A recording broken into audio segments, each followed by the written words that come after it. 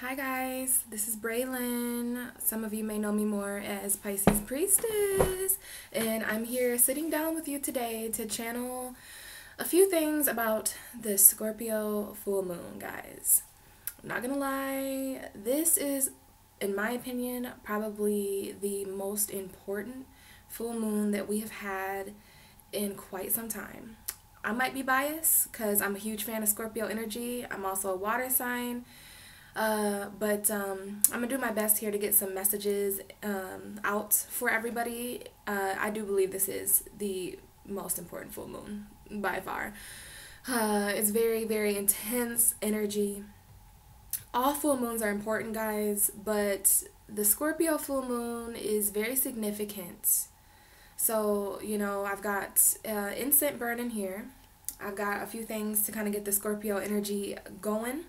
And I've saged myself and kind of meditated to get going on this energy. I have a little bit of notes that I might look down at a little bit here and there, but to be honest with you guys, there's really no way to prepare for this kind of energy because Scorpio energy is just very, very interesting. Okay, first of all, this is the 8th house of our universe. Okay, in astrology, the 8th house talks about secrets and death and rebirth. We're going to talk a lot about death and rebirth today. This is the house of transformation. And transformation is just, a very broad topic. It's a very intense word to even say. A lot of us have our own, our own interpretations of transformation. But either way, it is definitely a very, very intense energy.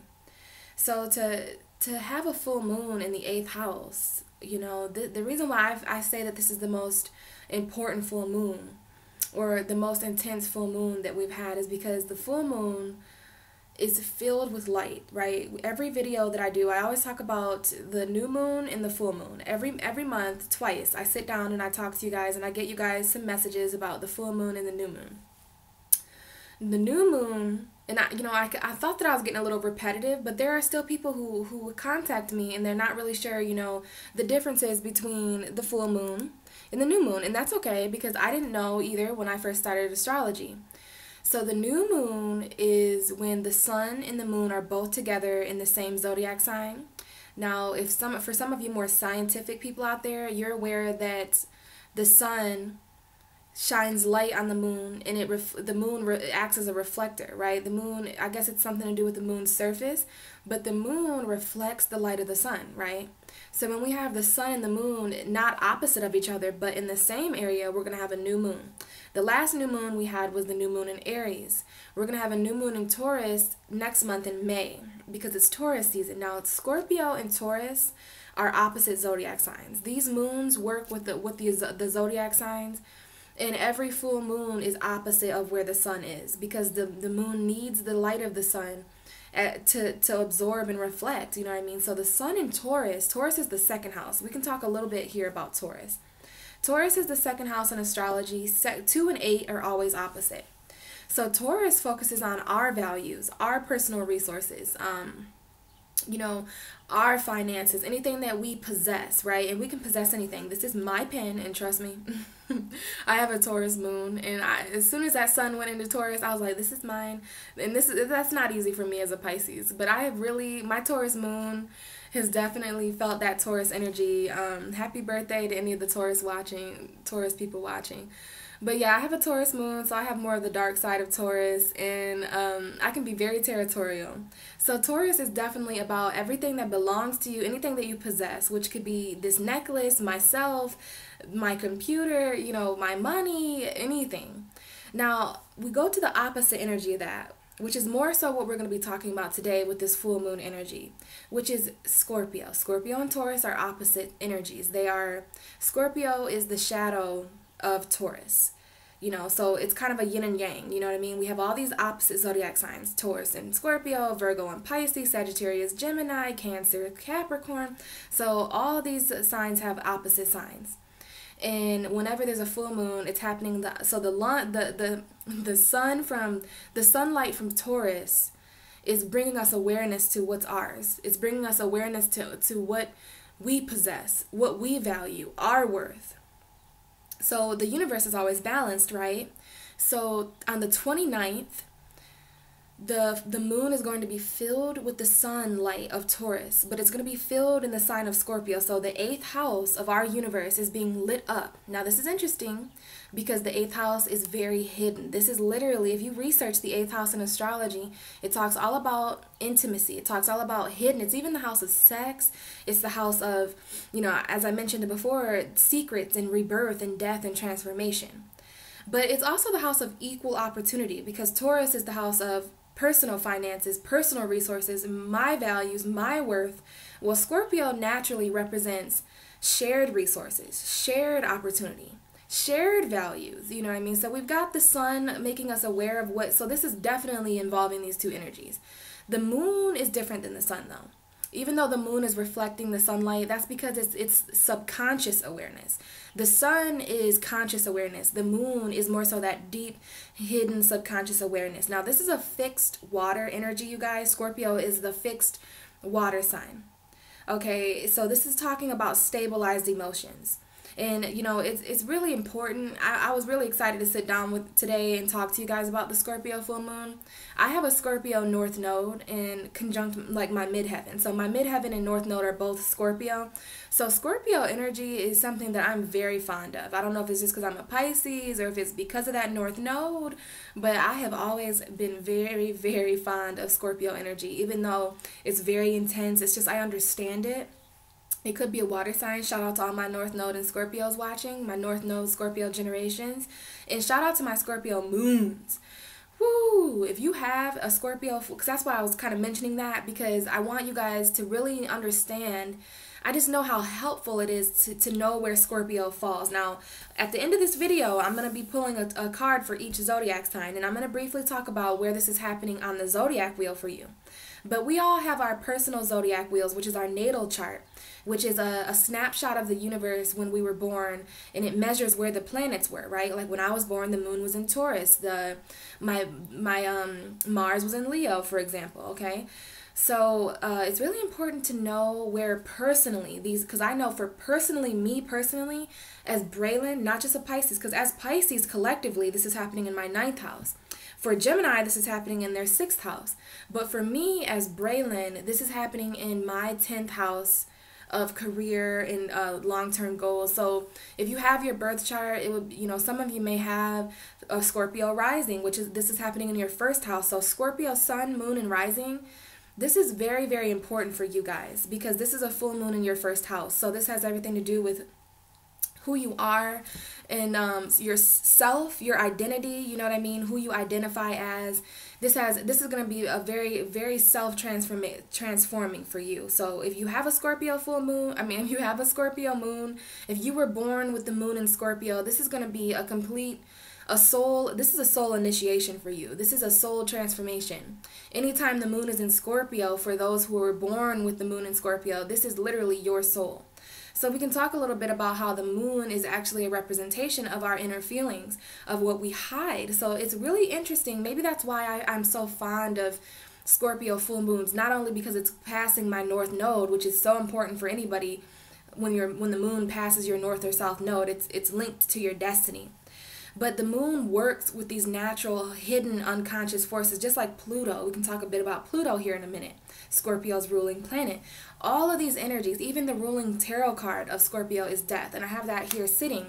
So we have the ruling tarot card of Scorpio, which is, you know, a lot of mysterious energy going on there, you know, and at first glance, people get a little bit eerie, you know, and that's, try being a Scorpio. I mean, Scorpios are born with the awareness of death and secrets. Like, how are you going to be born with the awareness of secrets? Like, Scorpios are born with the awareness of what's hidden because they're born with the sun in Scorpio. So even, we're talking about the moon in Scorpio, but in 6 months or so, when it's Scorpio season, in like October, November time, then we'll have awareness of this. Scorpio season is always so transforming for me because this is when the sun is in Scorpio, allowing us the conscious awareness of these hidden attributes and things like that. Scorpios naturally know that because everybody's born with certain awareness. That's why we have these 12 signs, because everyone's born with the different awareness of things. Scorpios, though, are very unique because they're born with the awareness of what's hidden. They're born with the awareness of certain secrets to our universe, right? So it's a very mysterious energy, you guys. And, you know, just like the death card, Scorpios can be very intimidating because of this intense, intimate energy. You know, like this is the most pure energy, in my opinion. I've heard a lot of astrologers say that Scorpio is easily the most pure zodiac sign that we have, because there's a pureness to the element of darkness. Now, we're going to talk a bit about darkness, guys, because as far as the message that I'm channeling for the Scorpio full moon, I mean, come on now. This is the 8th house of hidden secrets, death, rebirth, transformation. I mean, there's a lot of mystery going on there. And it kind of brings up the idea of our shadow side, but we'll talk about that here in a minute. I was mentioning that Scorpio is a fixed water sign. Now, the moon, guys, is very comfortable in water, because water is healing. Water, the moon controls. In our universe, the moon controls the tides of the ocean, right? So the moon is comfortable in Pisces, Cancer, Scorpio, because the moon actually rules Cancer. So this is a water energy, you guys. Shout out to the water signs watching. Cancer, Pisces, and Scorpio are going to feel this energy very, very much, because we're born with the awareness of this watery element. So this brings the idea of stabilized emotion to the surface. And, you know, definitely some of us are going to be transforming in a lot of different ways, but this does mark a subconscious transformation because of where the moon is. Now, this is the moon being full with light. So with Scorpio being symbolic for what's hidden and what's secretive, this is light being shed on those secrets, light being shed on what's hidden, and you know, what's the unseen. This is a moment, you know, people think that the full moon just comes and goes, but this is a cycle, you guys. So on the 29th, the moon is going to be filled. If you live in the Michigan area, which is where I live, I believe this is happening around the evening, towards the nighttime. I'm not sure, but even the full moons happen at a specific time, you know.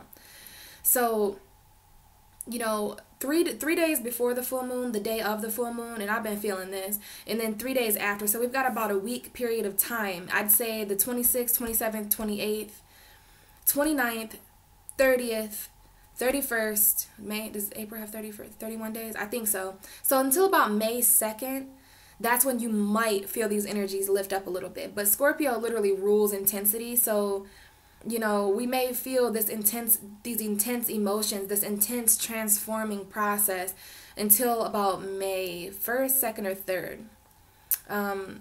When the moon starts to kind of, you know, get smaller. I don't know. I think that's waning. Or maybe waxing, I think. I'm not sure, guys. This energy, you know, it's really just important for me to channel and not try to be, you know, because I do have a Taurus moon. This moon is happening opposite of my moon, so I'm naturally trying to, you know, be a Taurus about this. But the Taurus is an earth sign, so it's very logical. But Scorpio is not necessarily logical. They are stable, though. They are balanced. And that's why I really like Scorpio energy, because, like I seen a post earlier, there's a Scorpio that I follow on Instagram. And I just seen it shortly before I started recording this video. And it said Scorpios can shut their emotions off in 1 second. And, you know, I kind of commented, and I was like, you know, not all Scorpios are happy that they can do this. You know, I know a lot of Scorpios. Some of my worst heartbreaks have been Scorpio energy, and it doesn't keep me from you guys. Like, I always got a Scorpio somewhere around me, and there's always a subtle flirting I notice with Pisces and Scorpio. And I'm not sure if Cancer feels that same way. I think Scorpio subtly flirts with everybody. You know, they are the house of sex and intimacy. Another thing is I don't like to just straight up talk about sex when I talk about Scorpio, even though, let's be real, when you're in the room with a Scorpio, it is the equivalent to feeling naked. Like, I don't know if that's just me, but when I feel Scorpio energy around me, I just feel, like, words that I don't want to be, like, not professional and say. Just, you know, hot and, like, kind of intimate is just the best word that I can find for Scorpio. They are a very intimate sign. This is a very intimate area of our universe, guys. So for the full moon to be filled with light, whenever I think about the moon being filled with light, I think about light being shed on certain areas. Now, next month, we'll have a Sagittarius full moon. So that's going to be light shed on our beliefs and light shed on expansion and philosophy and our higher educations and stuff like that, long distance travel. But for this Scorpio full moon, guys, this is different. This is light being shed on our darkness, light being shed on our innermost shadow side, our secrets, what we keep hidden. This is Pluto energy, guys. Pluto's retrograde. How about that Pluto and Mars conjunction we've been having the last three days or so, last 2 or 3 days? I felt that Pluto and Mars conjunction. Pluto's in Capricorn. So Scorpio, it's interesting to take note of what kind of energy we're dealing with. I always look at the element in the house. So we know that this is hidden secrets and death and rebirth and transformation. And we know that this is a fixed water energy. But now we're going to talk a little bit about Pluto.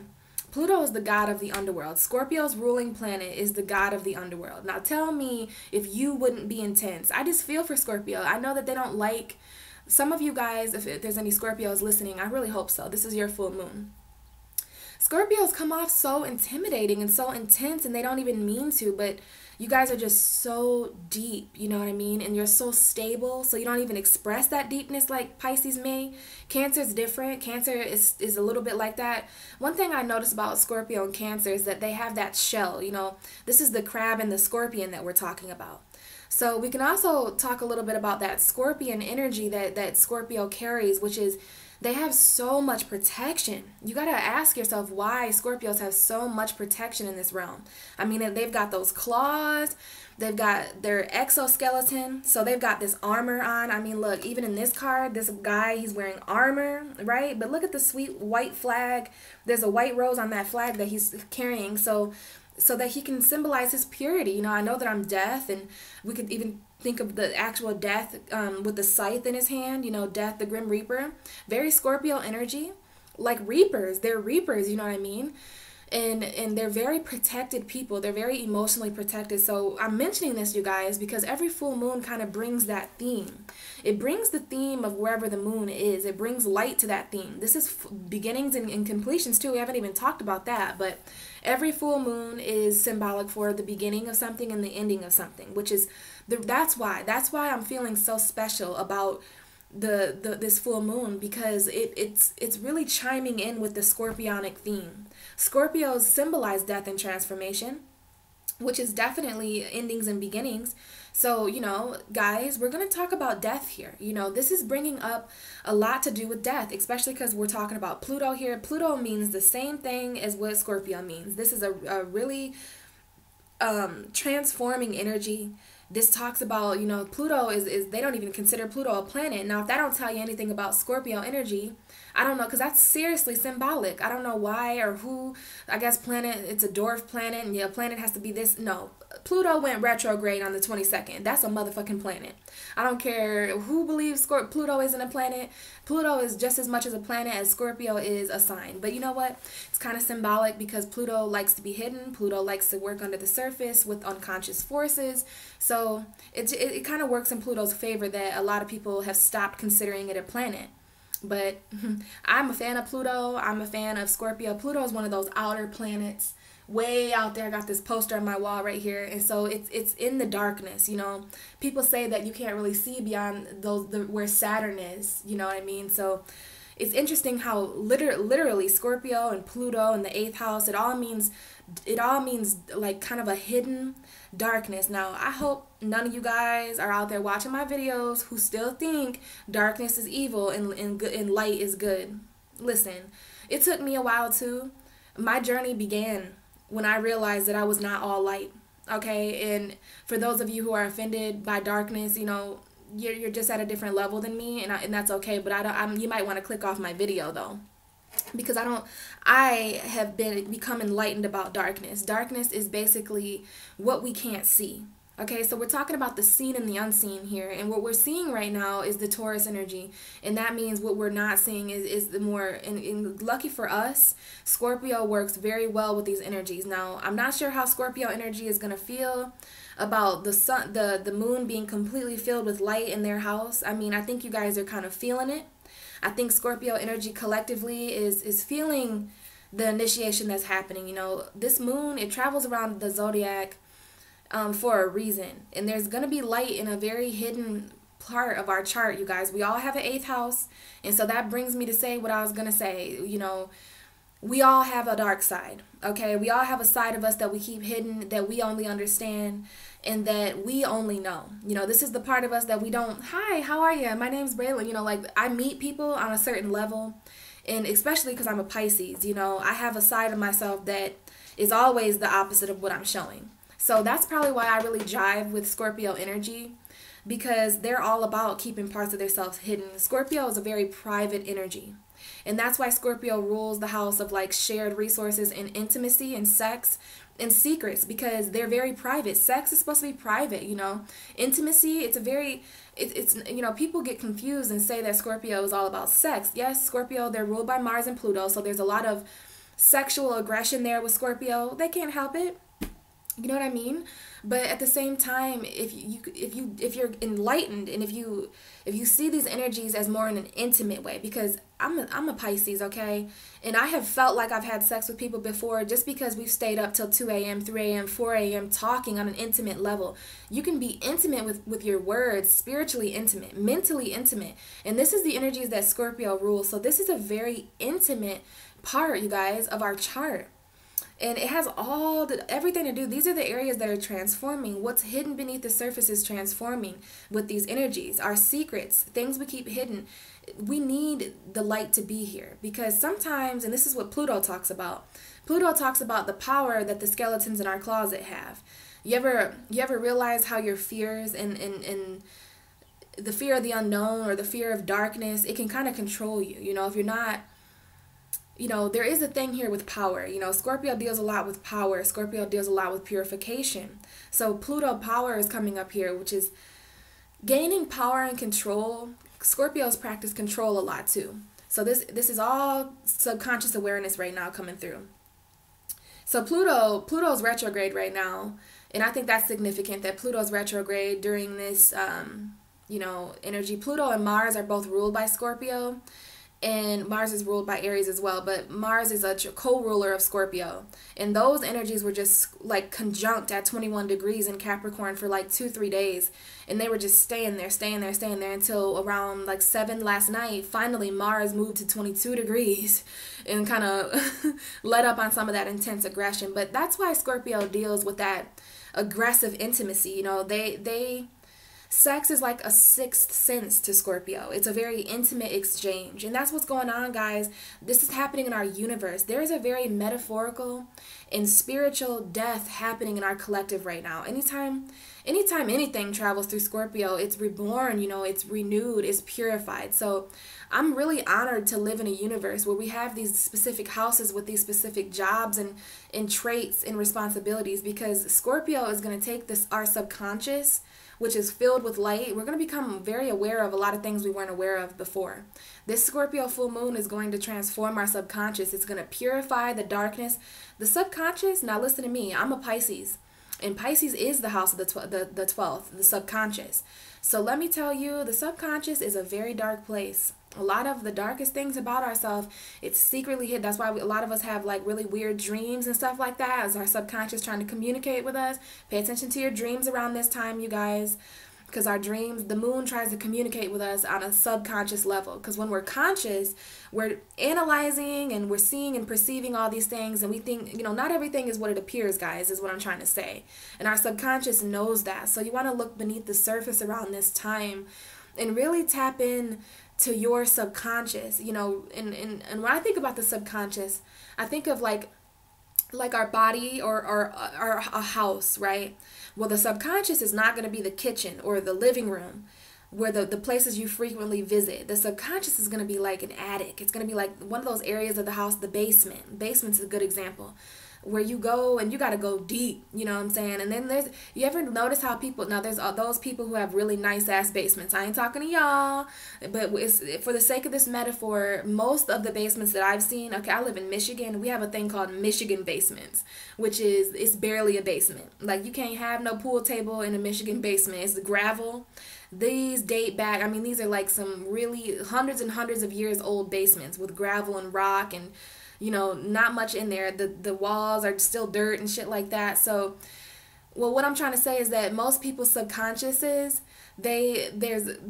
most people's basements, there's boxes, and so you want to picture yourself going into your subconscious and really unboxing some stuff. You know, what does this box say? Some of your boxes may be labeled secrets, or labeled unknown, or labeled don't look in here. You know what I mean? So you want to picture yourself really cleansing the subconscious around this time, because when the moon is full in Scorpio, then the moon and the subconscious and our souls, it all turns, you know, we just got through a Libra full moon last month, and that was all about balance and everything. And so Libra was the marking of the moon entering the second half of the zodiac wheel. This is the dark half of the zodiac wheel. Libra, Scorpio, Sag, Capricorn, Aquarius, Pisces. We ain't that human, guys. The second half of the zodiac wheel is mysterious, and it's the dark half of the first. It's the shadow of the first 6 zodiac signs. Okay, so Libra is the 7th house.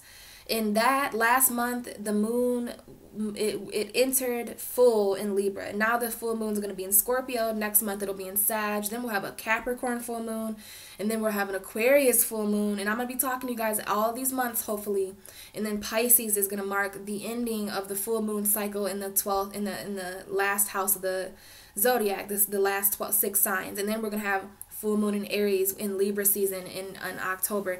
So that's going to be really, really interesting. But for right now, guys, this is the beginning of all that energy. This is the beginning of the grand transformation. And as I mentioned, this is a metaphorical, spiritual, collective death. We are going through a spiritual transformation. Everyone is going to transform. I don't know when. It depends on your soul. It depends on where this energy is for you, which I'm going to talk about here in a minute when I start pulling the cards. But guys, in order to transform, you know, it reminds me of the butterfly. It reminds me of the cocoon. This Scorpio is definitely symbolic for butterfly, okay? Because it's the caterpillar that goes into that cocoon. The caterpillar dies, the butterfly is reborn, you know. And I really didn't talk much about death, but, you know, it's interesting over the last few days. Even on social media, I have definitely been hearing a lot about death, and there's not a coincidence. The universe has been really sending me messages about death, you know what I mean? And it's like my ears and my eyes, they're open to this energy right now because of what Scorpio represents. So I've seen at least three or four different videos over the last few days about spiritual death, you know what I mean? How nothing ever truly dies. Death is a human construct. Most people are afraid of death. I mean, I think it's a natural human instinct to be afraid to die because our bodies are designed to survive, right? You get cut, your body instantly starts attacking and starts healing. You get a disease or illness or a virus in your body, we have natural functions. The body is always trying to survive in this realm. Survive all kinds of things. Heartbreak, violence, or mental destruction. Like, our bodies want to survive this, but none of us are getting out of this alive. So it reminds me of the quote that I wrote, that I found on, and I don't know what it is, but it means remember, you will die. It's a Latin term, and it's like memento mori or something like that. Remember, you will die. There's a Latin quote that says that. Remember, you will die. And I like that because it just when I say that to myself, ever since I've heard that quote, you know, remember, it's like something in my mind just tells me, remember, you will die. So if you're standing on the edge of a cliff and you don't know if you want to skydive, you don't know if you want to take that leap, you don't know if you want to take this risk, just remember, you will die. And hopefully you guys are understanding what I mean by that. Like, whenever you're stuck or you don't really know if you want to take a risk with something, just remind yourself that you only live once and that you will die someday. So you want to live like you're dying. I went skydiving, I went Rocky Mountain climbing, I went 2.7 seconds on a bull man tree. And I spoke sweeter I said it wrong, but anyway, if you know that song, to live like you were dying, that's what this energy is about. So sometimes I get messages from songs and stuff, so I don't know who sings that, but I'm going to listen to that today. After I'm done recording this, I'm going to listen to Live Like You're Dying, because remember, you will die. And that's what Pluto and Scorpio in the 8th house and the full moon this month on the 29th is trying to show us, you guys. It is definitely trying to show us that in order to be reborn, this is a rebirth, you guys. This is a rebirthing process. Death is a very important part of the rebirthing process. You can't become something else without a part of you dying, right? And it reminds me of, for some reason, I'm getting, addiction. Any of you who know an addict or know someone who's struggling with an addiction, in order to transform that addiction into sobriety, you have to let the addiction kill you. Not literally. That's another big thing. This is hardly ever means real death, you guys. This is a metaphorical, spiritual death. It's not about what dies. It's about what lives on after you die. And I'm a firm believer in the soul. I'm a firm believer in the spirit. It's only our physical bodies that die, guys. And, it's okay. I'm a very spiritual person. And sometimes when I get caught up, I think, oh my God, one day I'm going to die. So I've been thinking about that a lot with Pluto in my first house of Capricorn. I've been thinking about this for months, even back in 2017. It's been months. It's been a year probably that I've just been kind of in the back of my mind. I'm like, you're going to die someday. And you know what I do when I start thinking like that? I'm like, you know what? Yeah, I am going to die someday. But to die would be, and I know Robin Williams, he said the opposite of this, but it's a great adventure.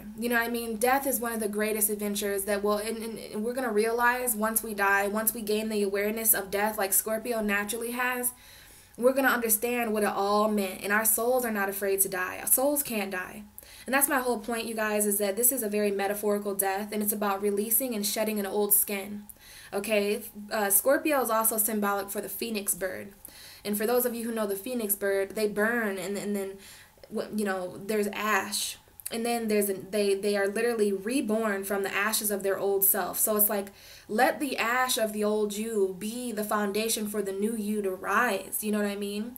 So there's a need here to really get in touch with your subconscious fears. So for any of you who want, some kind of pointer or advice, either take out a piece of paper and write, what it is that you think about death, or what it is that's dying about you. What do you want to die? Because the Scorpio full moon is going to add light there. It's going to purify the part of you that's dying, so that what's left of you after this ash is so pure. Like, that's why Scorpio is such a pure energy. It's such a pure energetic exchange with a Scorpio. People think Scorpios are dark and evil. You guys are so wrong about that. Scorpios, I know they come off that way, but if you're afraid of a Scorpio, you're afraid of your own dark side. You're afraid of what the light is going to see about you. So it always people who talk about Scorpio in a dark way, or people who don't like Scorpio energy, it really it concerns me. Because it's like, if you don't like Scorpio, you don't like your own dark side. You don't like your own the most intimate version of yourself, the most naked and pure light version of yourself. We all have an 8th house, okay? And we all have different energies in this 8th house. So there's a need, guys, to really get in touch with your dark side. So what I'm going to be doing, not only am I going to burn the new moon Aries paper that I wrote on the new moon, burn it on the Scorpio full moon, I'm going to be doing my own rituals. This is a good time, you guys, to do water rituals. I have a little water bottle up, like it's a water, it looks like one of those bottles that ships are in. But that's for my water spells, and it's just as simple as putting water in a cup or some kind of glass container, preferably, putting it outside for it to charge under the full moon.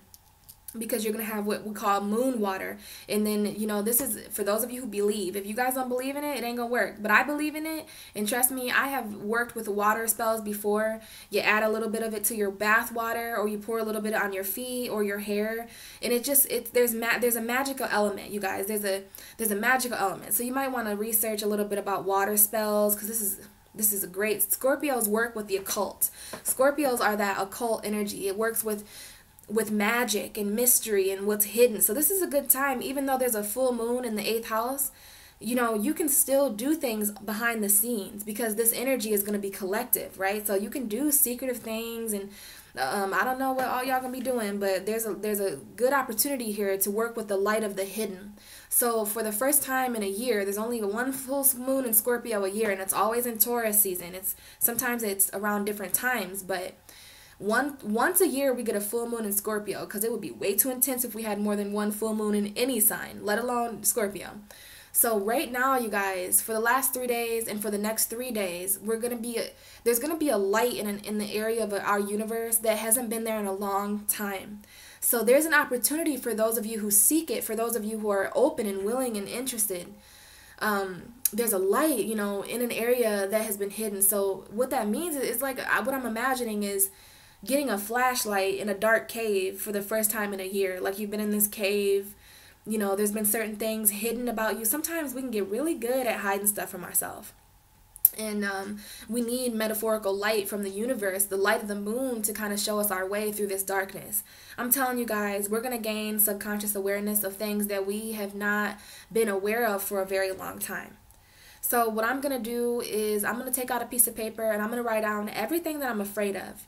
I'm going to write down everything that I keep hidden, my dark side. You know what I mean?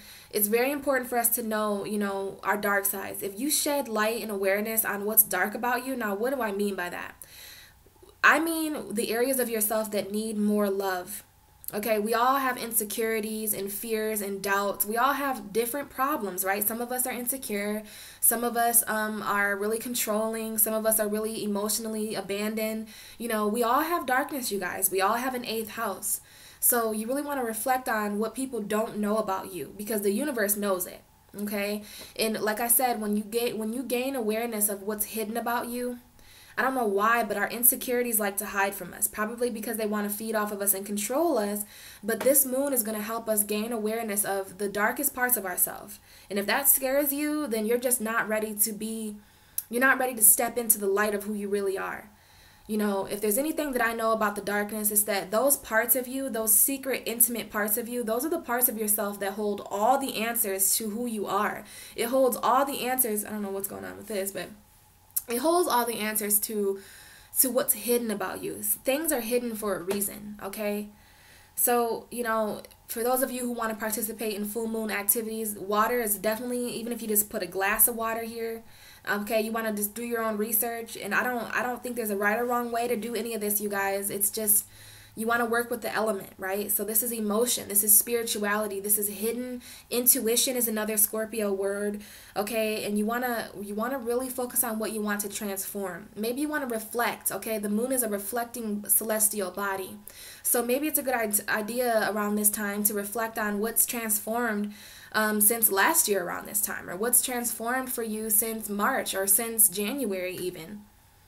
So it's a good time to reflect on what you want to transform, what has transformed, what's transforming, you know, what you want to purify, because it hurts to be purified, right? That's why Scorpio is there's this very interesting energy of darkness, because you know, you have to see your own way through this, you guys. And if you want to step into the unknown, this is going to involve you really embracing your shadow side. For those of you who don't know your shadow side or don't want to know, if you're open to it, you can do anything. But if have you ever tried to judge a Scorpio?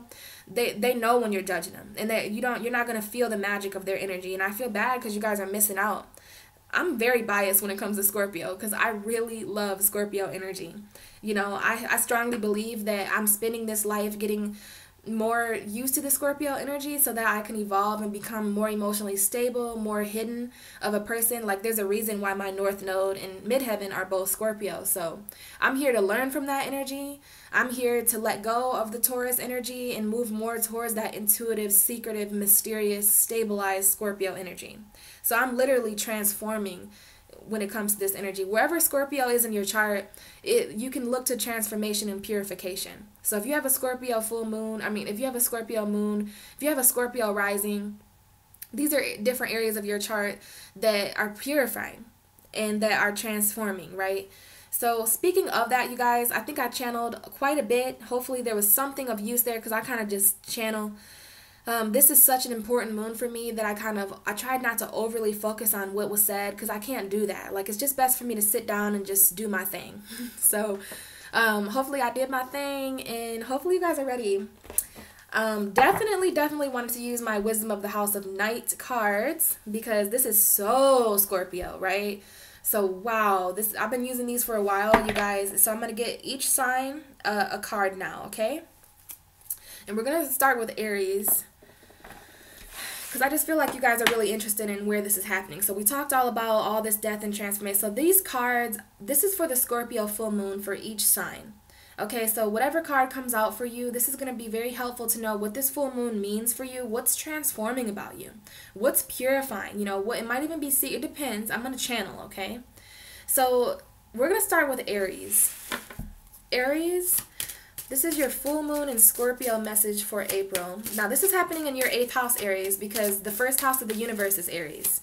So this is all this energy that I just mentioned is definitely relatable to you.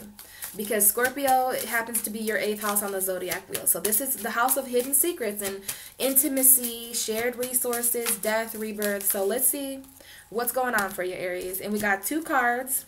We have the bottom of the deck is chaos. So just keep in mind that there is an underlying energy of the chaos in your life, Aries. I don't know why I keep these notes here, but definitely chaos at the bottom of the deck. But the cards that came out for you were summon. So this is spells, you guys. This is, you know, setting the intent. Aries, you guys are very strong initiation setters. You guys have that fire energy. Scorpio is ruled by Mars. So you want to tap into that Mars action. Excuse me, you want to tap into the, you know, Aries, you guys are very determined. Aries, you guys are the ram, okay? So it's about taking that energy. You guys just went through your solar return, so you guys are reborn anyways. You guys are literally a year older, so you went through your solar return. This is a conscious download. So this is about summoning anything in your life right now that you want. Now, I'm not sure if you can see this card very well, but this woman is literally just like, she's pointing at what she wants, and then there's magic that happens because of that. So Aries, it's time for you to really point at the things that you want. This is you summoning a transformation for yourself. So whatever, there's a lot of different Aries watching, but whatever you want to transform, Aries, you want to summon that transformation. You want to summon it. So some of you might want to transform your relationship. Some of you might want to transform a job situation. So make sure that you are tapping in around this time to the hidden magic ability that Aries has. Now, Scorpio knows all your secrets. So Scorpio knows that Aries can manifest. Scorpio knows that Aries can summon things. So it's time right now to do these things. And now this is the 13, right? 13 is a very magical number. Some of you are definitely summoning some magical stuff around this time. But this is 3 plus 1. So this is 4, right? So I'm led to talk a little bit about the house of emotional foundation. Some of you are summoning something emotional, this is stabilized emotion with Scorpio. So some of you are summoning something that is going to stabilize your emotion. Some of you are also summoning something to do with a house environment. Some of you might want to move, or you're looking to hear something back about some kind of house, because this is the 4th house of home and in home environment. But this came out with the High Priestess of Spirit, you guys. So I don't want to forget to mention the High Priestess of Spirit, which is the number 7. So I'm seeing that some of you are summoning some kind of spiritual relationship. Maybe some of you are wanting to move in. Maybe some of you need a foundation for some kind of relationship, because we have 4 and 7 here. So I'm really hearing something about Aries. You know, this is your 8th house of secrets. So there's something happening under the surface with you, Aries, and it's with something to do with the home life and something to do with relationships. There's a very spiritual relationship that Aries is focusing on. Now, this could be a relationship with yourself. Could be a relationship with something that you're summoning. This could be the relationship, a hidden relationship, or a secretive relationship, or a relationship with magic, or, you know, it's going to be different for all of you. So follow your own intuition, especially because you have the High Priestess of Spirit.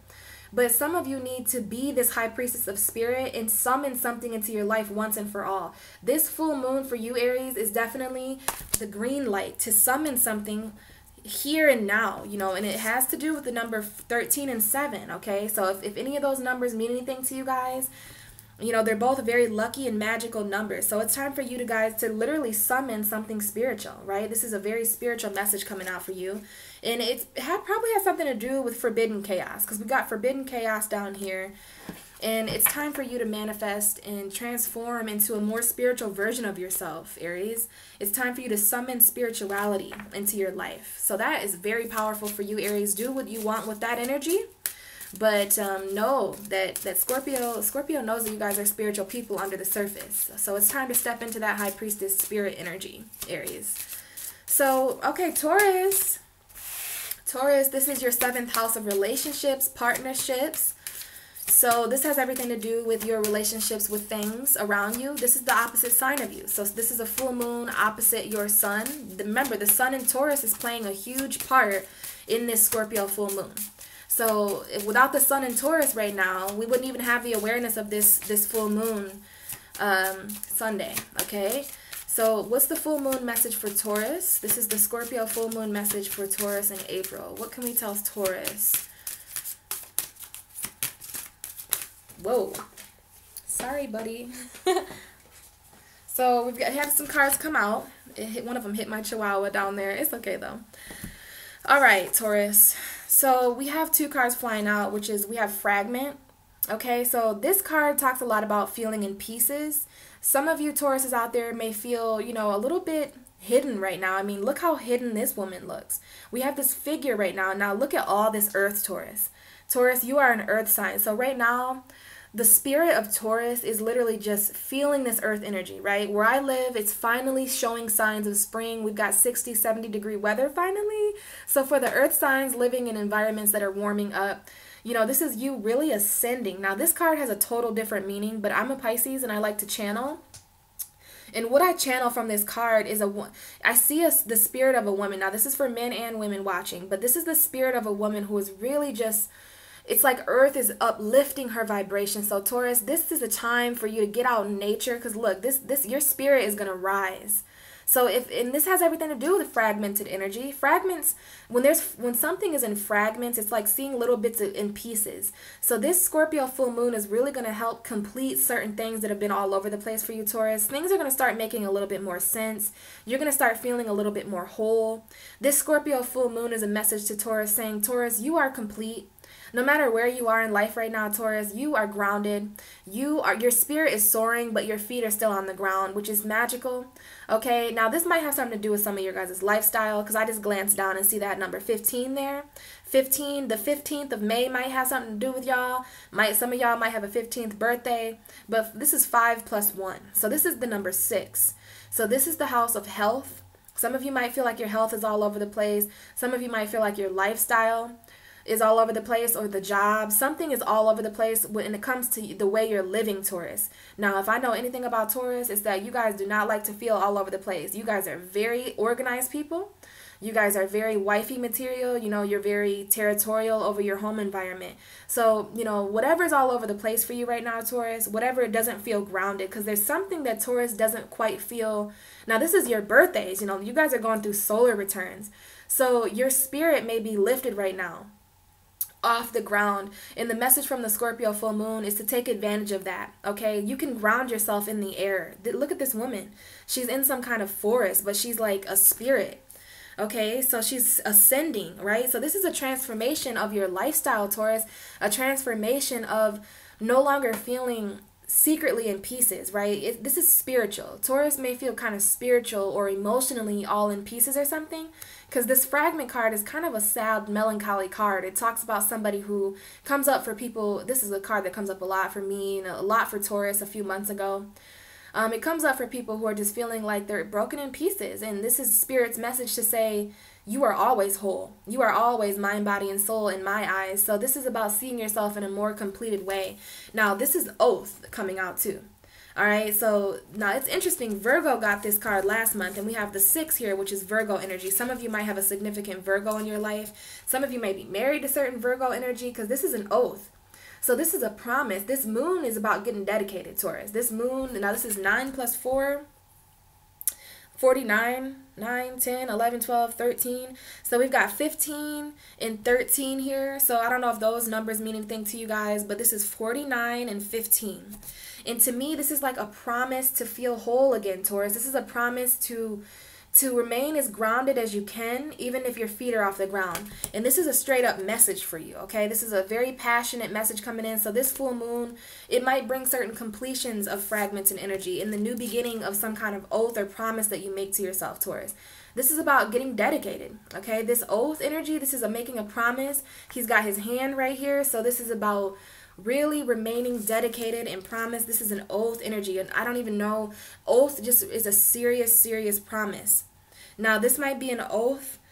This oath that some of you, there might be even pieces, your marriage is in pieces or something, because this reminds me of marriage, and then we have fragments. So some of your relationships, and it's interesting, this moon is in your 7th house of relationships. So there are a few Tauruses watching that are not happy with the relationships they're in, or they're not happy with relationships, period. You know, you guys might not be indulging in relationships as much as you want. But this is new beginnings and completions in relationships. So there might be a new oath coming. Someone might want to make a new commitment. Taurus, you're all about commitment. So that's what the word is for you this month, is commitment. This full moon is a committed energy for you. This is like a spiritual commitment. Now, for some of you, there may be someone that comes in and asks you to marry them or asks you to take some kind of oath, moving in with certain people. Something is completing in new beginning, death and rebirth for you, Taurus. And it's about staying committed to your spiritual side and to how grounded you are about that oath, okay? So this is looking really committed and serious for Taurus. It's like only a Taurus could commit to something when their feet is off the ground, because you guys are the stabilized earth sign. So there's also some kind of message coming in for you guys about that energy as well too. So that's what I'm channeling for you guys for this Scorpio full moon for you. Definitely a time to reflect on your commitment. Some of you may be reevaluating certain promises and oaths that you've given to other people. That might be why you were rising off the ground. It's like there was a committed energy, but also the ascending of a commitment. So it's kind of interesting. Now, I'm going to keep in mind with this Scorpio full moon, even channeling as a psychic right now and as an empath, the energies don't feel quite certain. Like, you never can peg a Scorpio completely because their energy is the 8th house of hidden. You know what I mean? So even the messages that I'm giving you guys, it won't be completely revealed until this full moon, right? So just keep in mind that you're going to gain a greater awareness of these energies. It's just about, you got to dig deeper. So I'm going to need you guys, I'm going to need your help. Because as a tarot reader right now, these messages seem a little bit more uncertain than they did for the Libra full moon and the Virgo full moon and all that. So this is an interesting full moon. Ooh. And we have love popping out. So I don't know if that was for you, Gemini. But let's focus on Gemini energy. Let's get a full moon message for Gemini. Gemini, this is happening in your 6th house. So this is the house of lifestyle. This is a full moon in your 6th house of lifestyle. Completions, new beginnings, the transformation of how you live life, Gemini. The transformation of the service that you give others. You know, this is a death and the rebirth of your life. So this is very interesting for Gemini to have, you know, Scorpio as their 6th house. So Gemini's lifestyle is always transforming. So let's get a full moon message for Gemini. The Scorpio full moon message for Gemini. Oh, I think that was the High Priestess of Fire that almost tried to come out for you guys. I'm going to try to shuffle these a little bit better. I need to move this camera around, sorry guys, because this ain't working out. Because they're going to keep falling off the table.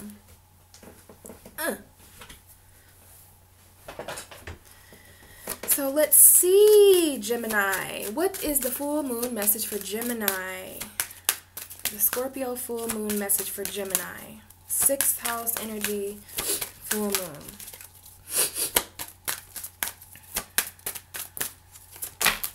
Okay, so I'm going to put this incense out because it started to choke me out. Gemini, we have the High Priestess of Earth, and look at that lovely number 3 up there. So Gemini, this is definitely talking about your energy. You know, you guys are going to be coming up on, when this Sagittarius full moon hits next month, it's going to have to do with the sun in Gemini, okay? Your solar return. So it's interesting, you guys, the 3rd house for you. This might be grounded communication for some of you, or some kind of logical explanation, because we have the Earth and the 3. So this reminds me of communication. Some of you might be traveling, you know what I mean? The 3rd house, you know it means short distance travel. But for me, it means communication of the lower mind. So this is about getting the darker part of your mind, Gemini, grounded on something finally. Like, I know how it is as a dual sign to be kind of in disagreement. Everybody thinks we're so balanced because we have light and dark, but try having light and dark and never agreeing with each other. Like, I know Gemini understands Pisces in that way because Pisces has the 2 fish swimming in a different direction. Pisces might have it a little bit worse than you guys because Pisces is like crazy mysterious energy, mystical, like subconscious energy, but Gemini, you've got that masculine and that feminine twin. You know, and what I'm saying is that yin and yang don't always agree. They disagree when it's hard to get things on the same page flowing when it's white and black and up and down and masculine, feminine, right and left. Like, so this is about getting the lower half of your mind grounded. And to me, what I channeled there is that the lower half of your mind is the darker half of your mind, at least in astrology. So it's about getting the darker part of you, Gemini, finally grounded so that you can get the light and the dark on the same team or something like that. This is about you becoming, this is Earth. Some of you might have a significant Taurus, Virgo, Capricorn in your life right now. But it's interesting, this energy. It's definitely about communicating because of the third house, okay? So there's something there about maybe communicating with an earth sign or communicating in an earth way. Pay attention to anything earthy. Some of you might want to get out in earth around this full moon. This is definitely your 6th house of lifestyle. So the 6th house is the house of Virgo traditionally.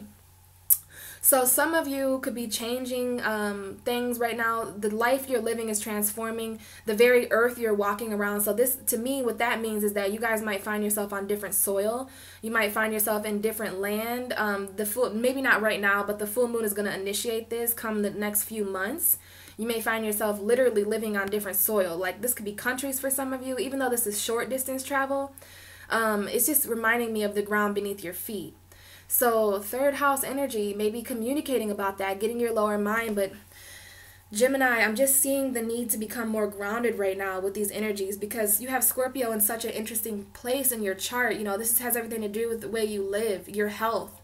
You know what I mean? So it's just kind of interesting there that you have this really, really grounded earth energy. I'm really sensing Capricorn for some of you because when I think of grounded earth energy, like the cardinal energy of that is Capricorn. So I'm feeling, it's interesting that it's your 6th house Virgo, but I'm literally feeling Taurus and Capricorn for most of you. Now that doesn't exclude Virgo, but that's what's coming through to me is more of a Capricorn Taurus energy. Because it's not really about mutability right now, Gemini. That's interesting. It's kind of a synchronicity there. There's something about not being about mutability. Okay, so we're in a fixed sign right now. This is a fixed moon, right? And then when it comes Gemini season, that's mutable energy in Sagittarius. So right now, there's something that you're going to sacrifice about being mutable. But I'm not going to lie, Gemini. I am really, really feeling here something to do with the dark twin. Okay, you need to ground your dark twin. Now remember, all this energy has to do with the transformation. So this might be the transformation of your lower mind. It might be the transformation of your communication. Gemini, Cancer, Leo. Leo's your 3rd house. So, this might even have something to do with your 3rd house of Leo, passionate communication. So Gemini, use your intuition here, okay? Use your own lower mind. But I'm telling you, the High Priestess of Earth reminds me of the Ace of Pentacles. It reminds me of some kind of new beginning with logic or some kind of new beginning in finances or something. It's time to get all that energy grounded though, because look at how much she's growing. So this Taurus and Scorpio energy, this Scorpio full moon for you is definitely a purification of what's grounded in your life. For any of you Geminis out there that want to become more grounded and respected and more logical and more earth-like, for some reason this full moon in Scorpio, there's a message here about earth energy. So my last message for you is, I think if this confused you, I think what you should do is go out in earth and find some sort of tree or some sort of earthy energy, and then you'll learn more about this. Right now, you can transform the most from nature, from the sun, flowers, earth energy, things like that. Bottom of the deck is self-worth. So this message does have a lot to do with your self-worth as well. So this is about loving yourself. Remember, I was telling you some of you want to become more grounded. So there's something here with the 32. This is 3 plus 2, which is 6. So 3, 4, 5. No, I'm sorry, 5. So 3 and 5. 3 and 5. So interesting, Gemini. I'm not sure. It's self-love, though. Self-worth, self-love. Look at all the earth energy behind her. Okay, she's in trees, too.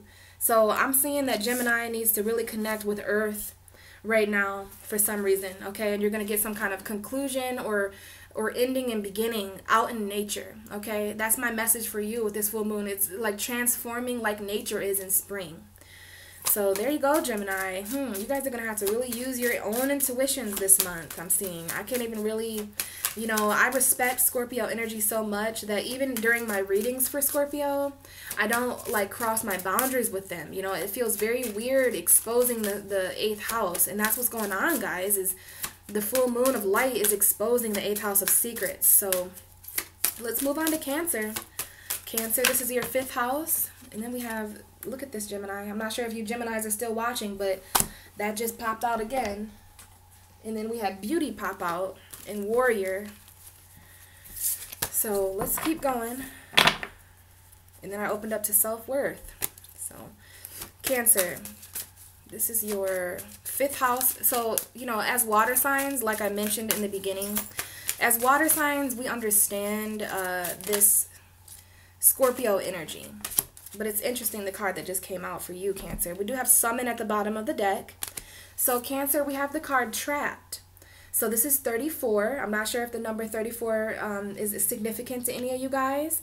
But, you know, water does not do very well when trapped. So, it's interesting that this is coming up. I am going to continue the message I was about to say, though, which is Pisces and Cancer right now. We understand water. Now, Cancer, you're ruled by the moon. So I've always said that the full moons definitely affect Cancer. Okay, you guys are, this is your ruling planet. So every month when we have these different energies in this full moon, you guys feel this emotionally, right? And you guys are the cardinal emotional sign. So right now, you got to take that cardinal energy that you feel and kind of stabilize it. So this is about stabilizing your emotion, balancing out emotion that you feel. You know how we are as water signs, Cancer. So much goes through us every day. We feel like a million different emotions daily. So the Trapped card, though, it does talk about feeling trapped.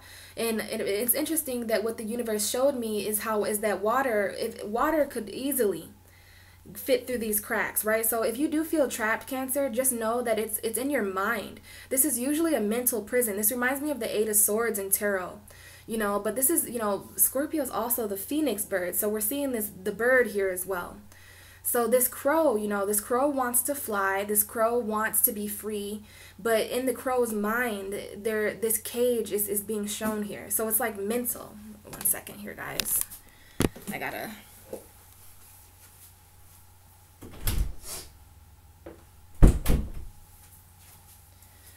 I had to let my dog out. So we might have a little bit of distraction here, but just try to bear with me, guys. So just remember, as a water sign, that you're never trapped, Cancer. Water can literally destroy iron, okay? 1 drip of water constantly. So it's about persistence. There's something here about emotional persistence with you, Cancer. And I think all of you are feeling trapped in a different way. So this is very interesting for Cancers to get the Trapped card. Because, you know, this could be feeling emotionally trapped. Let's see, 4, 5, 6, 7. So this is 7 up there. 4 plus 3 is 7.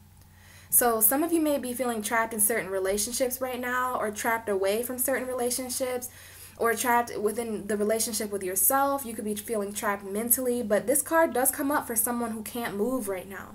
So this full moon in Scorpio for you, Cancer, is all about transforming what makes you feel trapped, what restricts you, right? This is the purification of some sort of stagnant situation. You've been trapped emotionally, and, excuse me, this could be a person, place, or thing.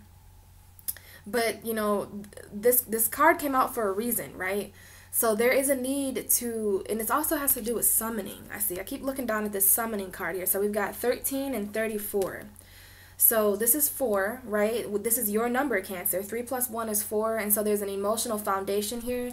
Some of you might be trapped in some kind of emotional foundation. I do feel emotions a lot for you, Cancer, that you're trapped in something emotionally. It's kind of hard to trap Cancer in any other way than that. But I'm seeing that this has gotten inside your mind or something. But this is also the need to summon whatever you need in this situation to get yourself untrapped. So if you're trapped in a situation, it's time to focus on what you need to summon. We're really going to all need to take a more magical approach right now, because Scorpio works with the more unseen energies. Magic is mysterious, you know, magic is unseen.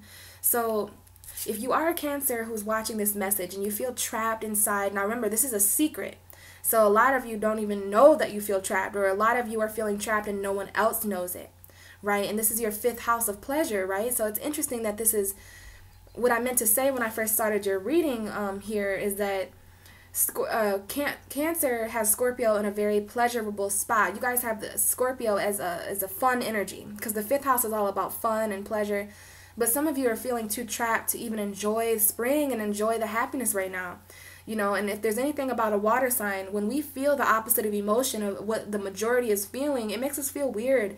You know, it's like we go to a party and everybody around us is happy. It's just like a curse or something that we have to be sad. And it's like, it goes the other way too. Like when everyone else is sad, we feel good. And I'm not sure why that is. I think we just really work and alchemize with these emotions. So it's interesting that I use that word alchemize, because this does bring up kind of a magic element to our lives right now. So it's about summoning the emotional foundation that you need, Cancer, to really change up some things. You know, especially if this is pertaining to a relationship. If there's anybody watching this video right now that feels trapped in a relationship emotionally, then it's definitely time to summon some sort of magic out of that, okay? Some sort of magic, something. You can summon whatever you need, Cancer, to get free from this. Because this card here, this trapped card, one of the things it talks about in this deck is that this is temporary. And one of the things that I always feel led to say when somebody pulls the trapped card is that there's a reason the universe is trapping you right now. This could be a protective cage. Now, I have an even stronger feeling, though, of that this bird does not want to be in this cage, right? This reminds me of like any animal that's caged, you know, any animal that's just meant to be run free. That, you know, this might be pertaining to you as a metaphor. You know, I've been seeing these birds a lot. This is the time of year where a lot of new birds come out and stuff like that. So if you see a black crow or if you see any kind of black bird, Cancer, pay attention to what you're feeling, because there's some kind of message there with that, okay? You do need to summon your own flight right now. You know, you need to be that bird in the cage that escapes somehow. And then someone comes back and they're like, where's the bird? You know, well, it's like, Cancer, you have this magical element, just like Aries did. Aries got the summoning card as well, so there might be something with an Aries and Cancer. I'm not sure. But the main message for you is trapped there, Cancer. And don't worry, though. This is mental. This is mental. Okay? There's some kind of door that isn't opening for you right now, but the universe is asking you to trust. It could be this very trapped feeling that is transforming for you guys. It's a lot to do with relationships, I'm seeing. Which is interesting. You guys have a lot of energy in your 7th house of relationships. Pluto, Mars, and Saturn are all in Capricorn. So if you are feeling trapped in relationships, know that it's very karmic. Know that it's because of Mars and Pluto. I mean, come on, Cancer. There's a lot of energy there. So I believe that the very cage around you is going to transform because of this full moon. In the secrets that you're caged in, and something hidden. Some of you are feeling very trapped in a hidden area, and you're wondering when you're going to feel free from this subconscious cage. Well, this Scorpio full moon has got your back. Water tribe, okay? We're all water signs. So just know that this is going to help a lot with your emotions. Some of us are trapped in our emotions, trapped in our mental, and not expressing our emotions. You might want to research the 8 of Swords and Tarot, because that card really is reminding me of that. So that was your message, Cancer. Don't worry. It's all temporary. So let's move on to Leo. Leo. This is happening in your 4th house, Leo, which is a water house. But your 4th house, this is the house of home and emotional, well, you know, Cancer is the 4th house, but for you, it's ruled by Scorpio. So this might be the transformation of a home environment. It could be the transformation of a foundation or some kind of emotional foundation. But I'm really feeling home for Leo. So some of you, this might be the ending or completion. Remember, it might not be moving, but, you know, you guys could just be living with different people. This is like a different roommate, or maybe moving in with something new. Keep in mind that this is just transformations in the home. Some of you just might buy a new couch or something, you know. But for others of you, you could be moving miles away or finally getting your own apartment or something. So let's see what's coming out with Leo. And remember, guys, this messages are for all sun, moon, and rising. So for Aries, Taurus, and Gemini, that was sun, moon, and rising. I had to remember to say that to you guys. So let's see what's going on with Leo energy for their full moon in Scorpio in the 4th house. Wow. So this is interesting, Leo. Very interesting. We have the Strength card. So I don't have to tell you guys that you're the Strength card, do I? But this is an oracle deck, but I still associate this with Leo very much. So I don't have the other Strength card right now, but that is your ruling tarot card. Anytime in tarot that you see Strength, it's very Leo related. And it's interesting because we have 5 plus 3 up here, which is 8. 5, 6, 7, 8. Yeah, 35, and that's 5 plus 3 is 8. So there's a hidden strength with you right now, Leo. Now this is interesting. Something's going on here coming up on the last half of the first zodiac wheel. Because Leo, not only is this your energy, right? You are the strength sign. You are the lion, right? You are the Strength card in tarot. but we are working with 8th energy. So I don't know if 35 is an important number to any of you listening, but 5 plus 3 is 8. And I was talking to you about how Scorpio is the 8th house, right, of transformation and all that. So this could be a transformation of your strength, Leo. This could be a strong transformation of your inner strength. When I see this card, I see 8 and I see strength. I always tell everyone who pulls this that there's a hidden strength to, whoever pulls this card. Another thing that I notice about this card is how there's it talks about how old this tree is. Okay, so there's a wisdom for you, Leo, that's going to open up with this Scorpio full moon. But also, I was talking about your foundation, right? Because this is happening in your 4th house. This tree has definitely made a strong foundation for itself, right? And we see this orange fiery, so this is your energy I'm picking up on, Leo. And I also see green leaves turning orange, which means transformation. The fall time is definitely, so there could be something happening in the fall for you guys that's transforming, or it could be happening now, but I see it, it's like your roots, something about your roots, which is another 4th house word. This is all happening in the 4th house of Scorpio for you. Scorpio is your guys' 4th house, so you're going to be like this tree, right? You guys are these strong trees right now, and it's interesting. Taurus brings up trees. So Leo, you're intertwined with all this because you're the North Node. So you got the Taurus energy here with the foundation, and you've got the Scorpio energy with the 4th house. So I'm definitely hearing a lot about strength, and I'm hearing a lot about your foundation, where you live. This is a transformation of your roots and of your home environment, of your emotional stability. This is about strong emotions coming up for you around this time, Leo. But it could be hidden because remember, this is the number 8. And remember, Scorpio is the hidden energy in our universe. So this could, I do feel hidden strength. I keep hearing hidden strength for you guys. So you want to tap into the strength that you didn't even know you had, Leo. Remember the Bob Marley quote, which is interesting. That's an Aquarius, but he says sometimes you don't know that you're strong until being strong is the only opportunity that you have. So this tree has definitely remained strong for a long time. This looks like a very old tree. We have that owl there. So there's something with wisdom and strength for you, Leo, that this full moon is really going to transform for you. It's really going to purify for you. So this is like purified strength and stability. Stability is another word coming up with this tree. And it's another Leo word, right? Stable and strength and stability. Leo, you're a fixed sign. So you're all about stability and balance too. So this is a good message coming up for you, and we do have forbidden, okay? And this is a card that has come up for Leo before. This is the number 9. So Leo, if there's anything not happening for you right now, this card comes up when the universe has to tell you no, right? We have forbidden. So forbidden, that means that there's certain doors that are closing right now. Remember, I was telling you, in order to close the door, in order to open the door of the unknown, you have to close the door to everything that you've known. So this might be certain doors closing, Leo, and it might be doors to relationships. It could be doors to people, places, and things. It's going to be different for every Leo watching, but we do have an underlying energy of forbidden there. So, you know, it's reminding me of forbidden strength or something like that. But also having the strength to say no, Leo.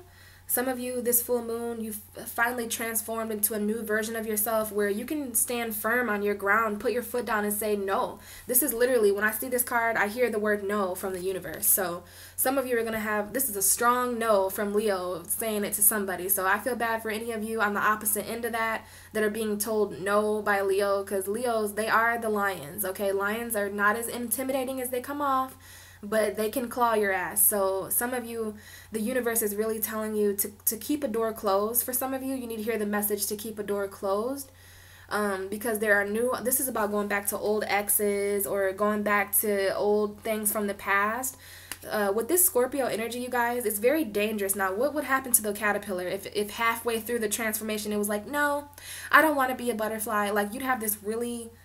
Imagine anything that's transforming just stopping halfway through and saying, nah, I don't want to transform anymore.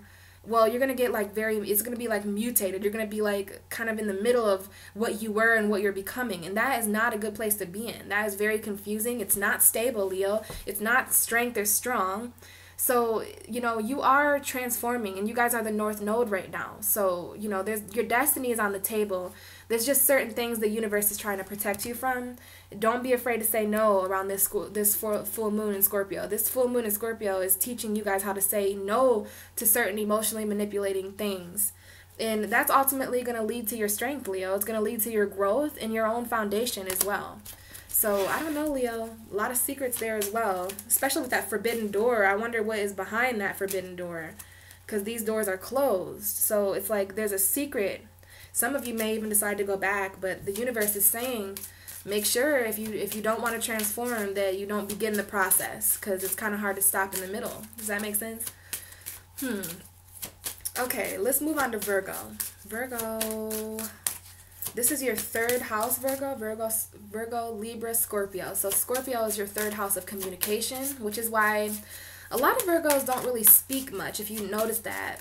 Virgos have a very hidden communication house. So it's like the transformation of your words, the transformation of your thoughts, and, you know, maybe even some short distance travel for some of you, but you know, let's see what's going on for Virgo. Let's get a message and then we'll talk about what this means. So what's going on for Virgo for April Scorpio full moon for Virgo? Whoa. Okay. So we had 2 cards fall out. Virgo, and this is understanding. So I knew this card would come out for somebody. And I love when this card comes out because the message is that, you know, you're literally going to gain a deeper understanding. And if there's anything I know about Virgo, you know, you guys, yeah, sure, you analyze a lot. You're all about the detail and stuff. But why, though? Does anyone ever ask why Virgo likes the details or why Virgo is interested in all the different aspects of something? Well, it's because so that they can truly understand it. Which is interesting because Scorpio is similar to that in a way that they understand what's hidden, right? So there could be something here about understanding what's hidden. 4, 5, 6, 7. Now this is the 43. So there's a need, Virgo, for those of you who are in relationships, there is a need to kind of transform the understanding in that relationship. Look how beautiful this woman is. Now it's interesting, she's standing on land, but there's a lot of water behind her. So I kind of feel that Virgo has been, especially because a couple months ago you had a full moon, right? So that full moon in Virgo a couple months ago definitely, it gave Virgo some sort of understanding of their emotions, understanding of their, you know, it's like Virgo understands now that they can be emotional and grounded. It's kind of like Taurus is learning that too. A lot of the earth signs are really learning, you know, that water-earth opposition. So it's interesting that I see water and earth and that this is the number 7 up there. So this is the relationship. Some of you, if you're single, you're understanding more about the relationship you have with your own emotions, understanding the relationship you have with your own foundation. You know, this is earth and water, your grounded logic and your watery emotions and spirit. So Virgo, this is your 3rd house though. So this full moon in Scorpio on Sunday, to me, this is like, you're going to understand so much more. Like we even have the moon on the underlying energy of this. So it's like this moon, and then interesting. Last month I pulled this card for you, which is oath. So there is some sort of moon oath. Like you guys are religiously doing something with the moon every month. Or maybe this is a hidden energy, right? This is literally the moon. So this is talking about the Virgo full moon, the Libra full moon last month, the Scorpio full moon this month, the new moon in Taurus next month. But this is a hidden, look at this cat, very spiritual, right? Very black and hidden, slithering through the night, right? So this is one of my favorite cards. Definitely bringing up subconscious. And this is the moon in your 3rd house. So there's something hidden, some kind of hidden understanding going on with Virgo right now. Some kind of hidden, something you're understanding about the darkness right now, Virgo, or you're understanding it about your subconscious or your emotions, but you are just lighting up. This moon is going to light you up. I'm not sure if you guys can see that, but that woman is just, her arms are open. So you want to be open to understanding right now, Virgo, especially when it comes to relationships. Now, this is secret relationships, hidden relationships. Now, if you have a Virgo moon, this is another thing because we have the moon in Virgo, right? So this there might be, if you're a Virgo moon listening, there's a specific message here for you too. But Virgo energy is definitely just, it's understanding more right now, you know, more to analyze, more to like solve and fix. But the understanding card, you know, it's never a good feeling when we don't understand something, right? But to me, that's not what Virgo's going to be feeling. I mean, I know that I feel significantly better when I finally understand, you know those moments in life where you don't know why something happened or you don't know when it's going to happen. Well, this is about like acceptance. This reminds me of the word acceptance. So there could even be some understanding and acceptance finally with the relationships. Now this is people, places, things business relationships. We have a relationship with all things.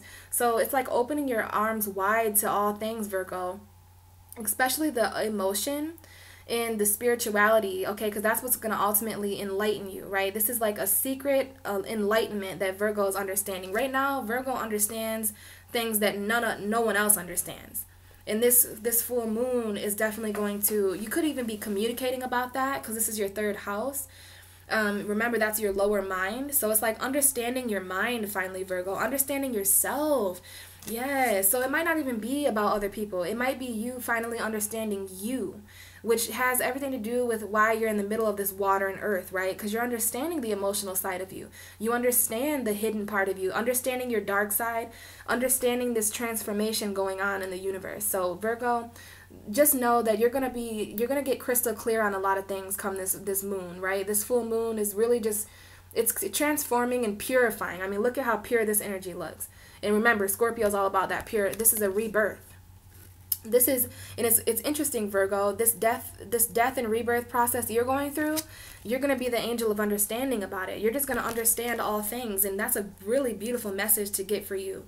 And we had this come out with success. So there is a message here about understanding success as well, or like the universe is saying, congratulations, Virgo, you have been very understanding, right? This full moon is like maybe be the payoff of that. But it's understanding success in a different way. How you can be successful financially, successful emotionally, how you can be successful mentally. You know, that a lot of the earth signs have to learn this, that success is, you can be successful in other ways, not just logically or, you know, analytically or financially for sure. This is a spiritual success, especially because we have the 12 up there, 9 plus 3 over here. So this is definitely about understanding spirituality, Virgo. And this is, remember, it's okay because this is all Scorpio energy, the moon's energy. So when the moon is in Scorpio, it's extra secretive, even though there's a bunch of light there. It's kind of like light is temporarily shed on our 8th house so that something secretive can happen under the surface with us. And I feel that very strongly for you, Virgo, that you're going to be understanding the transformation of your success. Now, you could be thinking back to years ago, how successful you are now, but all I know is that you're going to understand something about your success or the lack thereof. You're just going to understand it, Virgo, which is kind of good because I'm not really understanding it right now. So, you know, I'm glad that you guys got the understanding card, because what that tells me is that you're going to be successful at understanding. You're going to be understanding success in a different way. So, Virgo, that's really awesome. So let's move on to Libra. Libra, this is going to be happening in your 2nd house of finances. And that's kind of interesting because the sun is there. So remember, now we're entering the second half of the zodiac wheel now. Libra, you're interesting being the balance scale because the 2nd house is traditionally Taurus. But your 2nd house is ruled by the opposite of Taurus, Scorpio, just like all your energies are. Like your 6th house is Pisces when the 6th house is usually Virgo. Your 4th house is Capricorn when the 4th house is usually Cancer. So since you're the opposite sign of Aries, the universe is like, it's alternate for you. That's why you have to balance everything out. Now, you guys had a full moon last month, so you've already went through some kind of subconscious balancing, you know what I mean? You guys have been purified. Whenever the moon is full in your sign, Libra, or, you know, no matter who's watching, whenever the full moon is in your sun sign, it definitely brings awareness to your subconscious. So this is your 2nd house. I just thought that was interesting because the sun is in the 2nd house. Come on, what is going on with you with some of the zodiac signs right now? Libra, okay, scratch everything I just said because now we have something else coming out for you. Same card as Cancer that came out, which is trapped. So Libra, this is going to be a different message than what I gave Cancer though, because, you know, Cancer was going through a different Scorpio moon. Cancer was going through it in their 5th house. You're going through it in your 2nd house. So some of you could be feeling trapped with some sort of financial decision or something, and you're in something right now. Now remember, this is 3 plus 4, so this is 7. And some of you could be feeling financially trapped in your relationships. Some of you are feeling, I just feel it's going to be different for Cancer because they're emotional. With you, Libra, this is different. This stresses me out a bit because you guys are mental. And I talk about this being a mental prison, right? Well, water signs handle mental prisons differently than air signs because water doesn't really deal with air, even though water is H2O. So there's like kind of oxygen in water a little bit. But you know what I mean, Libra. You guys are way more mentally ruled being the cardinal air sign than water signs. So when I see something air like this, when I see a mental prison for an air sign, it kind of gets me feeling different ways than what it would be if. So when I get mental prisons for earth or air, it kind of concerns me. But water and fire can kind of emotionally and passionately get themselves out of this. But Libra, if you're not careful, you know, you're gonna keep yourself in this mental prison. You guys are all about mentally free energy. You are the cardinal air sign. You can't move mentally if you're feeling trapped like this. So there's some reason why I'm giving you this advice. My cards don't lie. We have these energies coming up. So there's some kind of choice that you're trapped in, Libra, because we do have the choices card at the bottom of the deck and the moon card. Okay, so Libra, I'm not going to lie, this is some pretty intense energies coming up for you. So there's some kind of hidden choice that this full moon is going to bring to the surface. Now, I will say that for some of you, this very cage is going to transform. So it's kind of good when we look at it this way, because these messages are about this full moon, right? About what's going to transform for you. So there's going to be some kind of choice that you need to make right now, and it's interesting. If there's anything about this card that I understand, it's that we have to make the conscious choice to untrap ourselves. I'm going to tell you the same thing as I told Cancer. You need to research the Eight of Swords, because this reminds me of the Eight of Swords. It's not a real prison. This is a temporary feeling. You know, feelings come and go, right? So Libra, there's a reason why you're feeling trapped. In this Scorpio full moon, you guys are secretly feeling trapped. I don't know if some of you are with Cancer energy or something, because Cancer got this card too. So there's some Cancer Libra energy going on, and if it's not Cancer Libra, then it's cardinal energies right now, and it's emotional, like it's communicating your emotions or something. But remember, this is your second house, so I do feel the need to mention that some of you are feeling trapped in a job. Some of you can't make a decision because it's about money. Kind of interesting when you have a full house in your second, or a full moon in your second house, because there's going to be completions and new beginnings in a very intimate part, you know, like it's money and stuff like that. It's a very intimate, secretive, you know, money is the root of all evil, the love of money anyways, Libra. And you know, this has a lot to do with some of your guys' finances, I feel, and it makes me upset to hear that, because I'm somebody who is constantly preaching how bad money can be. And in this case, especially for Libra, if some of you are trapped financially in a situation, some of you are just really going through some financial restriction right now. And, you know, just remember that it's mental, Libra. You want to get your mind clear, okay? Because if this bird's mind was clear, he wouldn't even feel trapped. This does bring up the idea of waiting. And something I've been saying for months now is that peaceful people don't wait. Because even if you are waiting for something, if you're at peace, you don't feel like you're waiting. Waiting is an anticipation. So some of you really do need to transform the idea of waiting into the idea of peace. Libra, you guys, don't even get me started. You guys are the balance scale, okay? You can balance any two energies out. You're a dual sign. So, you know, you really do want to promote peace right now. And it's like, I don't feel that you're at peace if you're a Libra that feels like you're in this cage. Libra, remember, this is Scorpio energy, so this is going to expose a lot of the secret things about us. So some of you Libras are feeling very secretly trapped inside your mind. And that's the bad part about mental prisons, is that you can be in a mental prison and be around a bunch of people happy and smiling and just carrying on. But inside, and when you go to bed at night, here you are back in this mental prison. You always find yourself back in these bars. I feel that the universe is trying to temporarily protect you from something. Speaking of that, this card, this came out, you got two cards, which is lust. So you got trapped in lust. So some of you guys are trapped in lust. You're trapped in some kind of relationship. I do feel that strongly for you, Libra, because we have the 34, which is 7. And now we have this couple here. So some of you are very much trapped in a very lustful energy, which is interesting because you guys are ruled by the goddess of love, Venus. Venus does not give a fuck about lust. Venus is not the goddess of lust. She's the goddess of love. So some of you are in relationships that you know are purely sexual.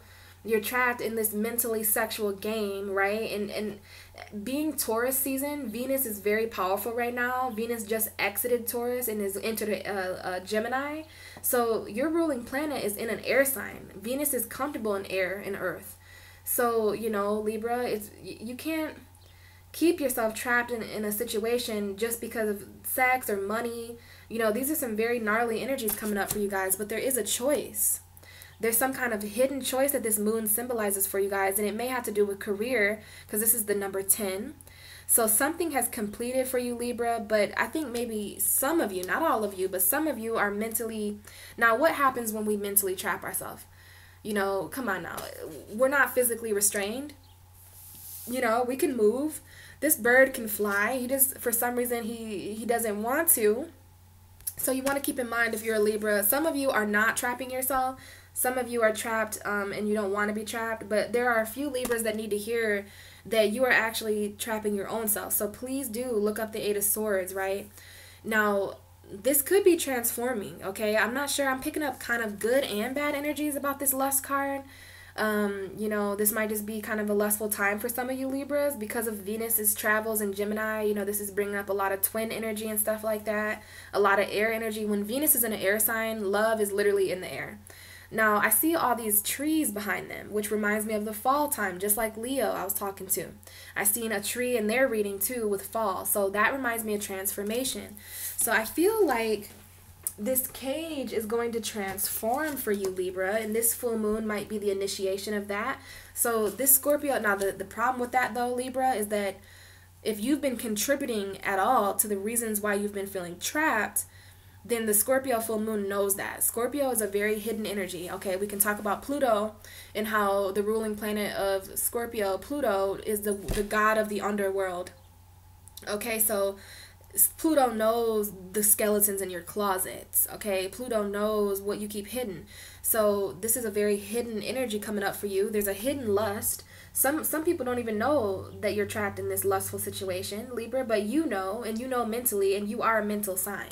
So there's like some kind of choice, some kind of hidden choice, and it may have to do with your career. I do feel that I'm getting a lot of different messages for you, Libra. There's a set of Libras that are dealing with relationship problems, lust, and trapped in sex and all that, mentally trapped in a relationship. I am getting lifestyle for you, though. So you've got some life, because you got 4 + 2, which is 6. Okay, so some of you are trapped in some kind of lustful life, a lust for life, trapped in lust or something, a lustful life with somebody. It's becoming only sex, and usually that's not a problem for you, Libra, but it becomes a problem when it's in your mind. The only reason Libra can be very platonic in relationships is because they keep their mind free, okay? That's kind of a secret there coming out. But it's interesting, Libra, that your mind has not been free lately, okay? There's all these hidden... Remember, this has everything to do with darkness. And for the air signs, it's really important that you guys are keeping your mind, because this is a subconscious energy, and you guys are very conscious mental energy. So this is going to hit you guys hard, especially because you guys push a lot of things to the back of your mind because you're good at communicating. But this is a choice, okay? Libra, you do have a choice between staying in a relationship that is just sex, or maybe it's like, I feel like the decision has something to do with these two cards, because we have this card here with the black and the white. So you can choose right now between dark and light. You can, and it's interesting, we see that black bird flying there, and this black bird is in the cage here, okay? So I'm seeing a lot of black animals. I'm not sure if that means anything to you, because we got the moon here with this black cat, and then look, we have another black card in Libra. These cards, dude, deceit, some kind of hidden deceit, and then we have this black bird just kind of standing in the middle, not knowing which way to go. But the important part is I see that this moon is going to be the opportunity for some of you guys to take flight. Do you see how that black bird is in the cage? And then the choice, though, it's the choice to release yourself from something mentally, Libra. Holy cow. Some of you need to just hit me up so we can talk, because that is a crazy message there for you, Libra. But I have a feeling that it's relatable to you guys. So Libra, oh my goodness, sending you guys some good energy. But don't worry, all that information is on the table, and it's up for transformation. So you can definitely transform that cage, and you can make the choice to fly, but it's a choice that's tough. It's like right or left, you know, light or dark kind of energy, and you're transforming. It might be a career decision for some of you, but let's move on to Scorpio. Sorry. Can't forget Scorpio. This is your full moon, guys. So this has everything to do with your guys' energy. Like, if you've been feeling weird, Scorpio, your energy, the moon is like, you're lending some of your soul to the moon. This is what happens when the full moon is in your sign.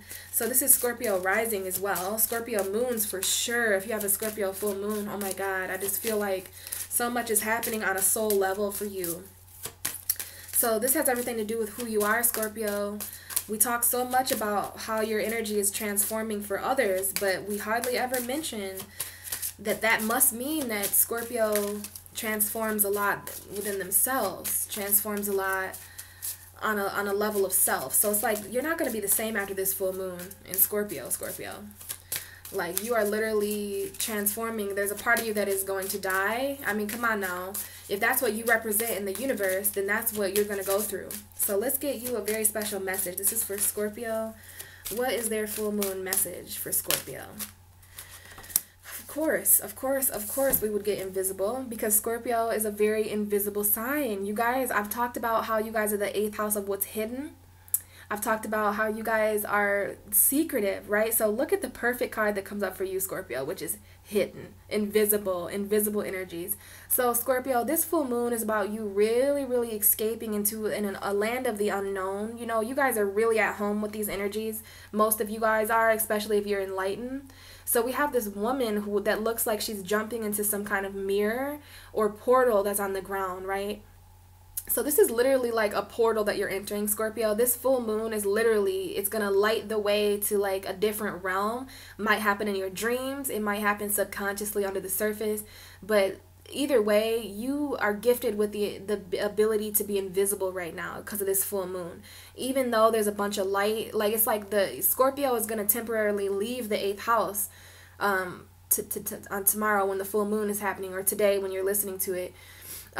Scorpio is temporarily leaving the 8th house so that light can be shed there. But what does that mean you do, Scorpio? That means that you guys subconsciously escape. You remove your energy from the 8th house, because there's certain things that can't be revealed, right?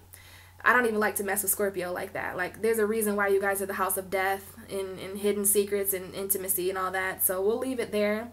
But you guys are definitely entering a different realm, right? You guys are not going to come out of that realm as the same people, though, okay? You are literally, this is about you transforming the invisible parts of yourself. This is about you literally reflecting, right? Because this is a mirror, right? I do see this as a mirror as well, even though it's reflecting a completely different world. This world is different inside this mirror. So you have these worlds that you live in, Scorpio, the one that's seen and the one that's unseen, right?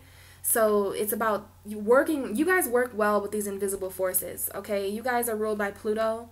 So Pluto is a very unconscious force. So it's about really getting in there, Scorpio, and working with the seen and the unseen, working with the invisible part of you, the part of you that the intimate part of you. You guys are the Scorpions, right? I done told you guys that you guys are that you have that poison and you have that claw and that shell.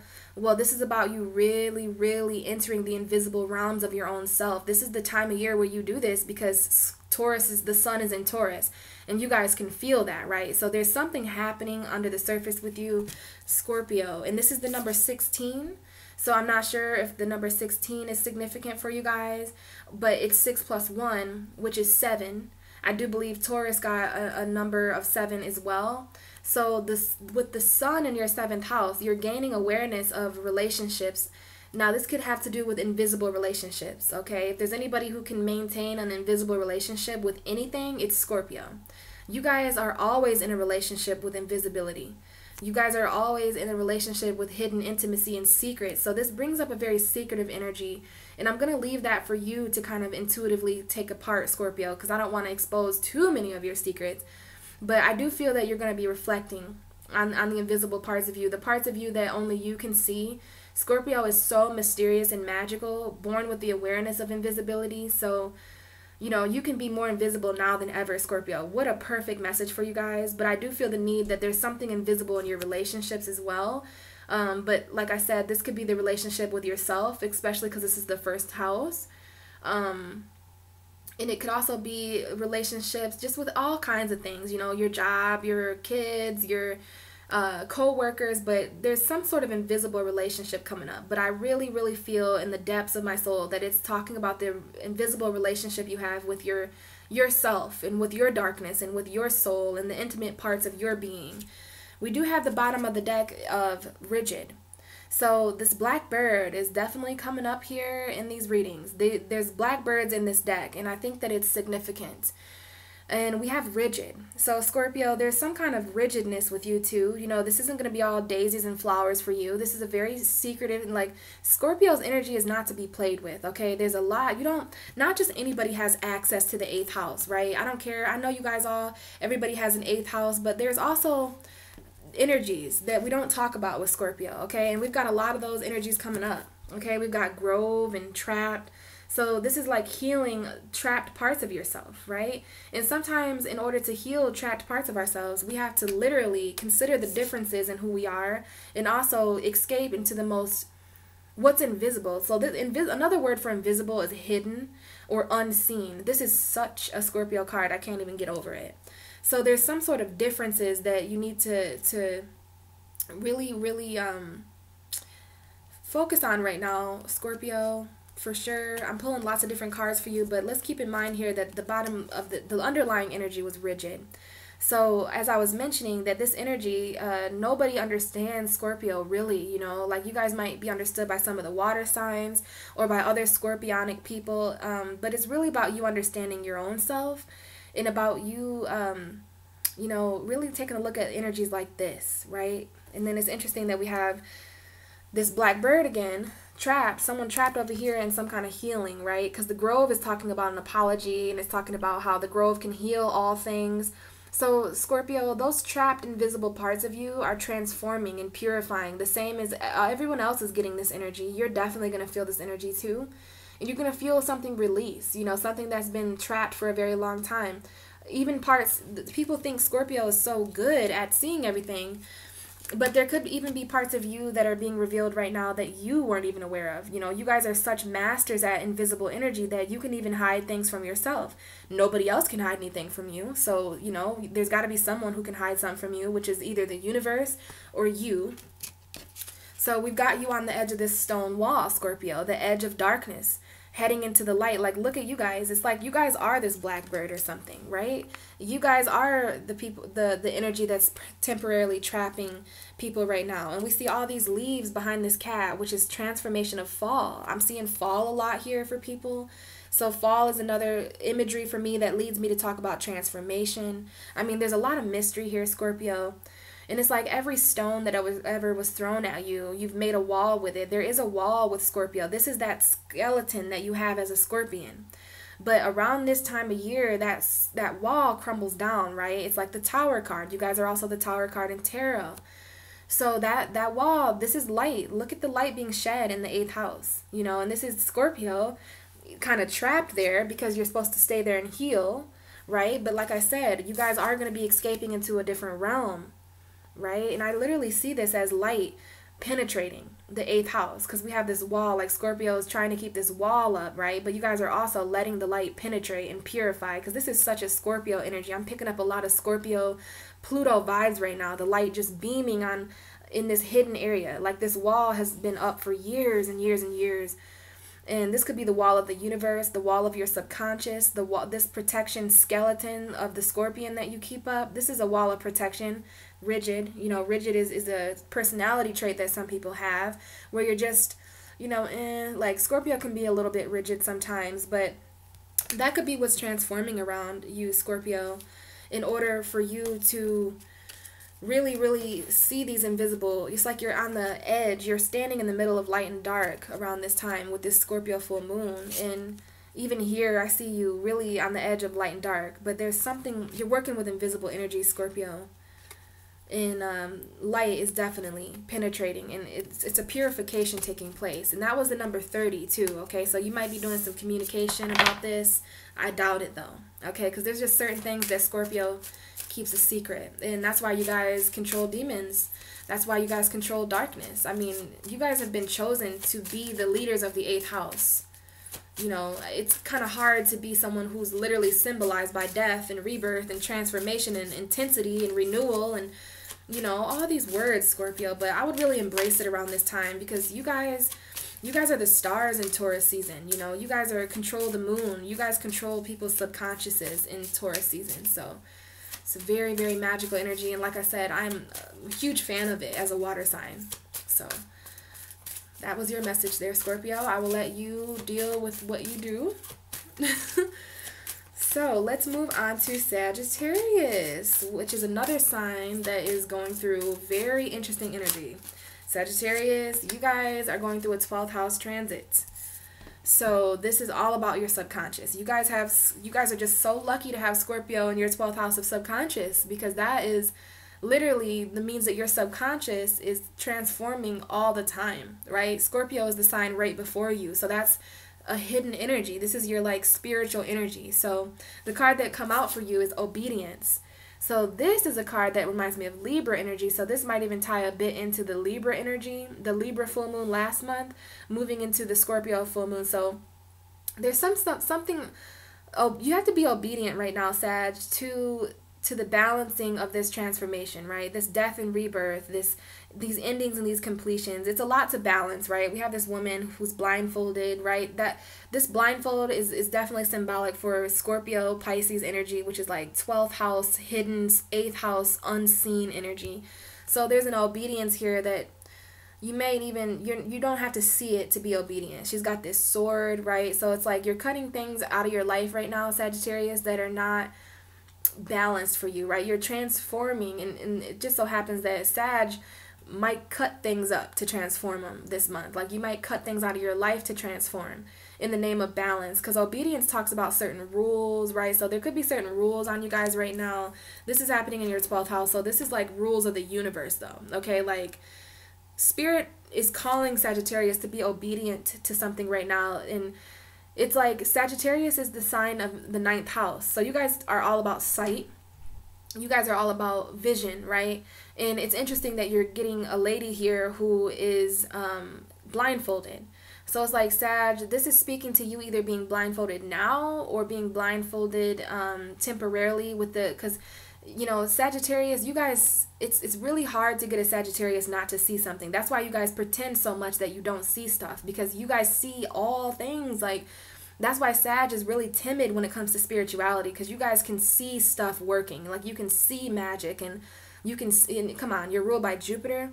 So you guys are even, you have the gift of expansive sight, and that can get a little bit trippy when you're looking into different dimensions and shit.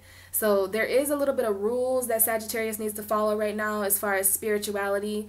Definitely getting more obedient with the people and forces and places and things that you're letting get into your life. This is about transformation and you getting more obedient with things that maybe you were lenient on before. But you're going through all these moons, Sagittarius. The next full moon is in your sign. So you might be blinded right now because right now, it's interesting. I feel like Sagittarius is being blinded right now so that they can't see Scorpio. Like this full moon in Scorpio, Scorpio is your 12th house. So you and Scorpio are buddies. You know what I'm saying? It's the seen and the unseen. That's interesting. Right there on the zodiac wheel, the 8th house and the 9th house, it's all about the hidden and the expanded. The seen and the unseen. That's Sagittarius and Scorpio right there. So no wonder you're being symbolized by somebody who is blindfolded, because you need to be obedient to the things that you can't see right now. Be obedient to the unknown, Sagittarius, because there's something that you're going to need to literally close your eyes to see, like in a subconscious world. You know, this is the 12th house, something spiritually hidden about you that's coming to the surface. And it's going to reveal a lot of balance to you. It's going to reveal certain cycles with this circle around this woman here. So we've got 8, 9, 10, 11, 12.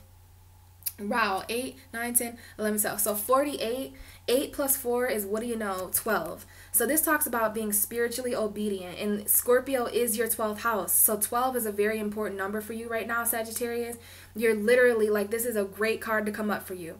Because it's not only talking about you balancing out your subconscious and Sag, this is all about you balancing your subconscious, because your subconscious is the darkest place, right? This is the moon, a subconscious force. You have a 12th house moon.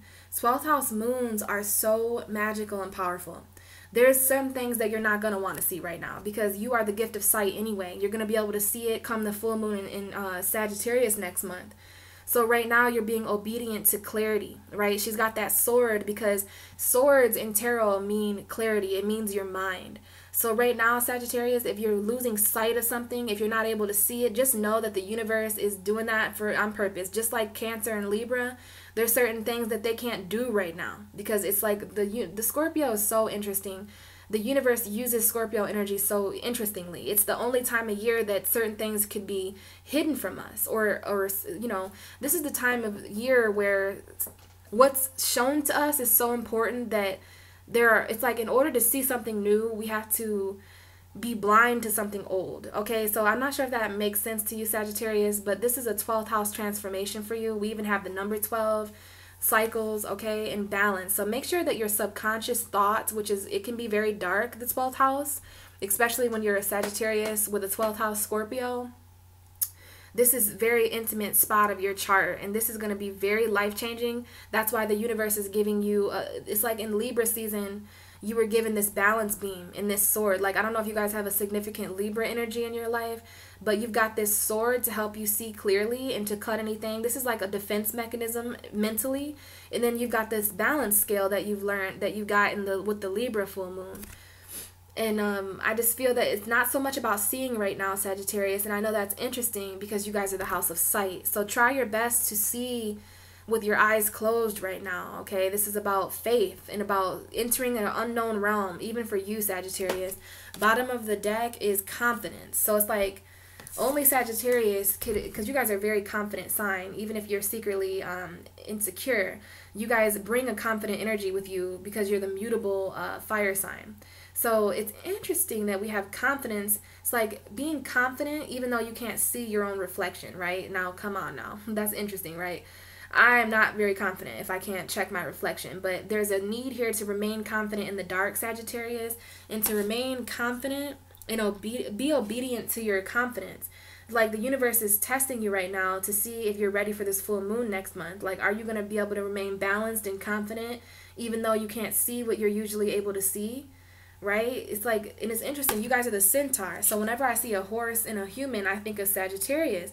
So it's being confident, you know, as that centaur, being focused as that fucking archer. You know, you guys are the people that point the arrow.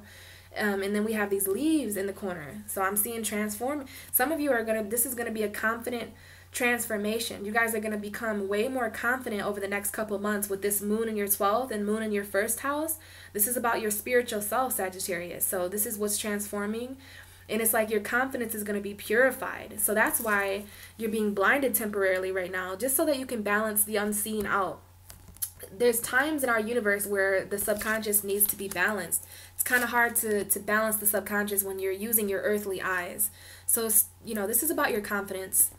And we have the number 42, 48 and 42. So 2 plus 4, that's 6. So this is about living a confident life, Sagittarius. And this is literally your energy. You're half horse, half man, okay? So it's like being obedient and being confident, right? So that is a very awesome message for you, Sagittarius. Hopefully that made sense. I don't want to dive too much into that. We'll talk more next month when it's a Sagittarius full moon. So Capricorn. This is happening in your 11th house, you guys. So let's see. This could be a transformation of the community you live in, friends, groups of people. This is all about transforming the groups of people that you hang out with. So this could be like certain transforming friends coming into your life or going. But this is completions and new beginnings, Cap. So we'll see what comes out for you. But it could be like purified friends entering your life or something like that. But I just see some kind of transformation happening, and it's happening collectively with Capricorn because Scorpio is their 11th house. So wow, okay, the card that shot out is conclusion.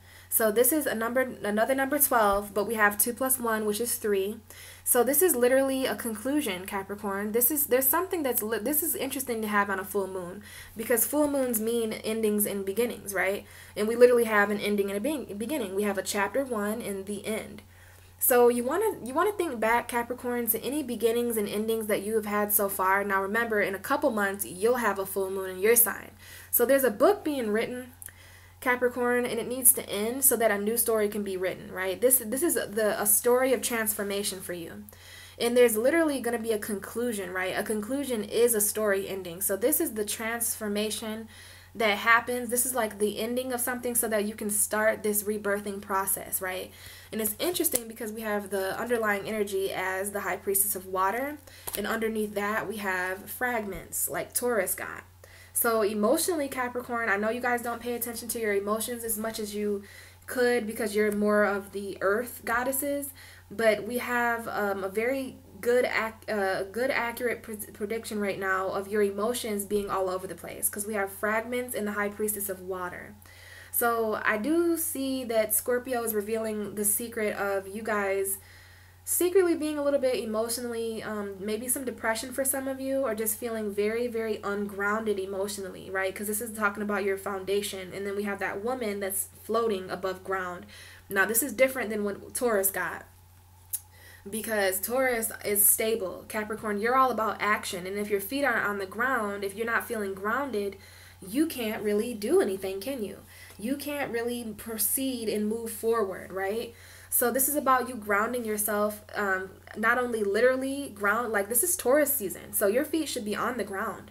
Like all earth signs are really, they're becoming aware of their foundation again because of Taurus season, right? So it's important for you to really get your feet on the ground. Now, Capricorn, I have a Capricorn rising. If there's anything I know about Capricorn, it's that they can, emotions come second, okay? First is my foundation as a Capricorn. First is my success and my logic, you know what I mean? And my like analytical, literally what's real. My reality, okay? That's what I'm trying to say, is my reality comes first.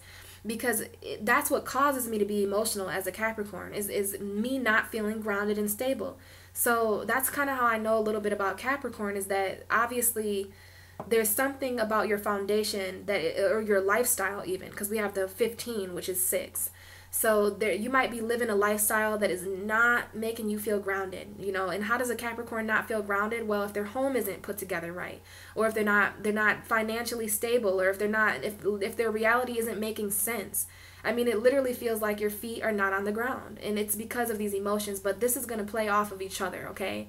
This is literally, and it might have to do with the group of people you're around, Capricorn, because this is your 11th house. So this has everything to do with something, with some kind of group that you're involved in or something. It could even have to do with like the groups of people you work with, or friends, or even people that you associate with somehow. But you know, this is a transformation of that. So you could be releasing yourself from a foundation right now, which could cause some emotions. But you know, I do see this risk card, okay? And you're gonna need to take a risk.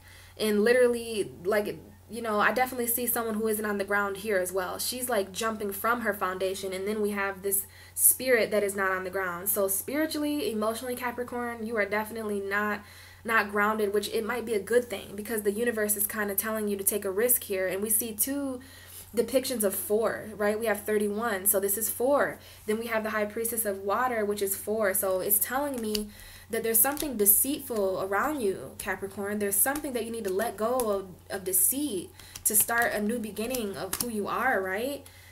And you might want to, like, this is like you literally changing your foundation, okay? This is coming up for you, even though it's, you know, technically not the 11th house, but I'm seeing the message for you. It has to do with the number 4. This has to do with your emotional foundation. This has to do with your foundation making you emotional right now. And you're just, it's causing you all kinds of stuff, Cap.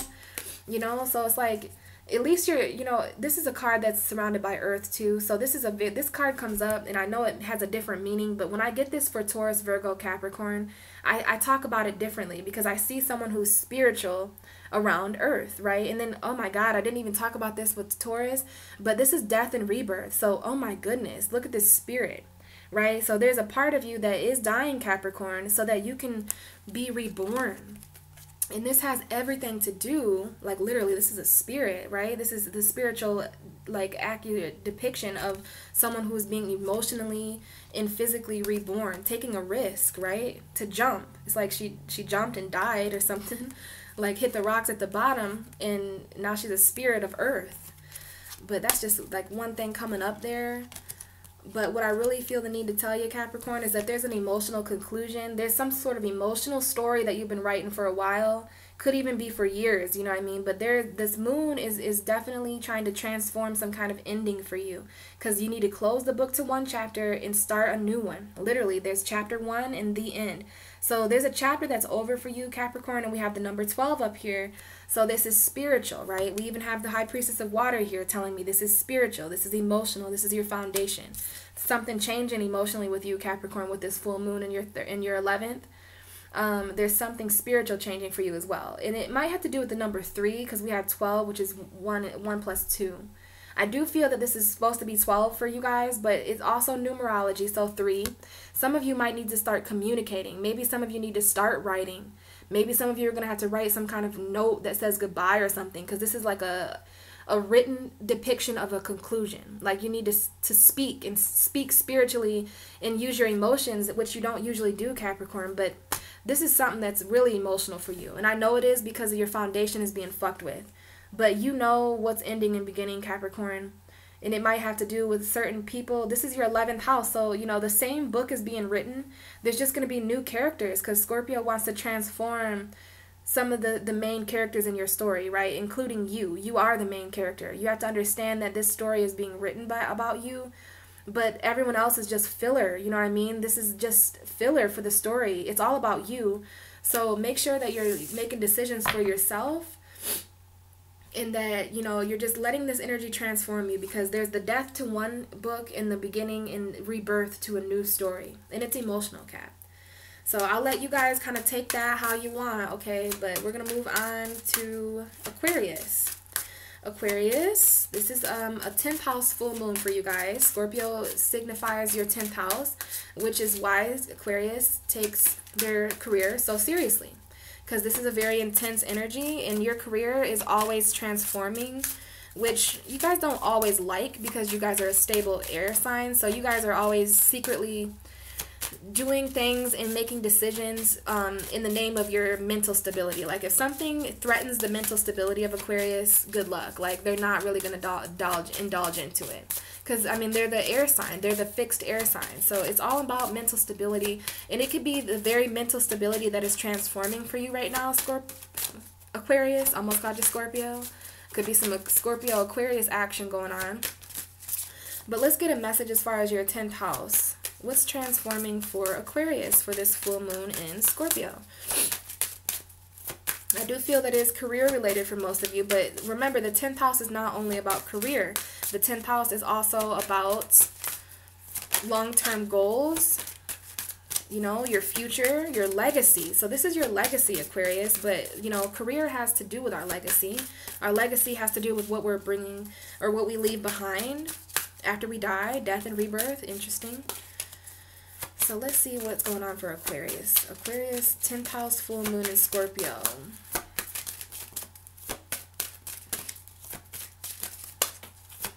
I don't want to die.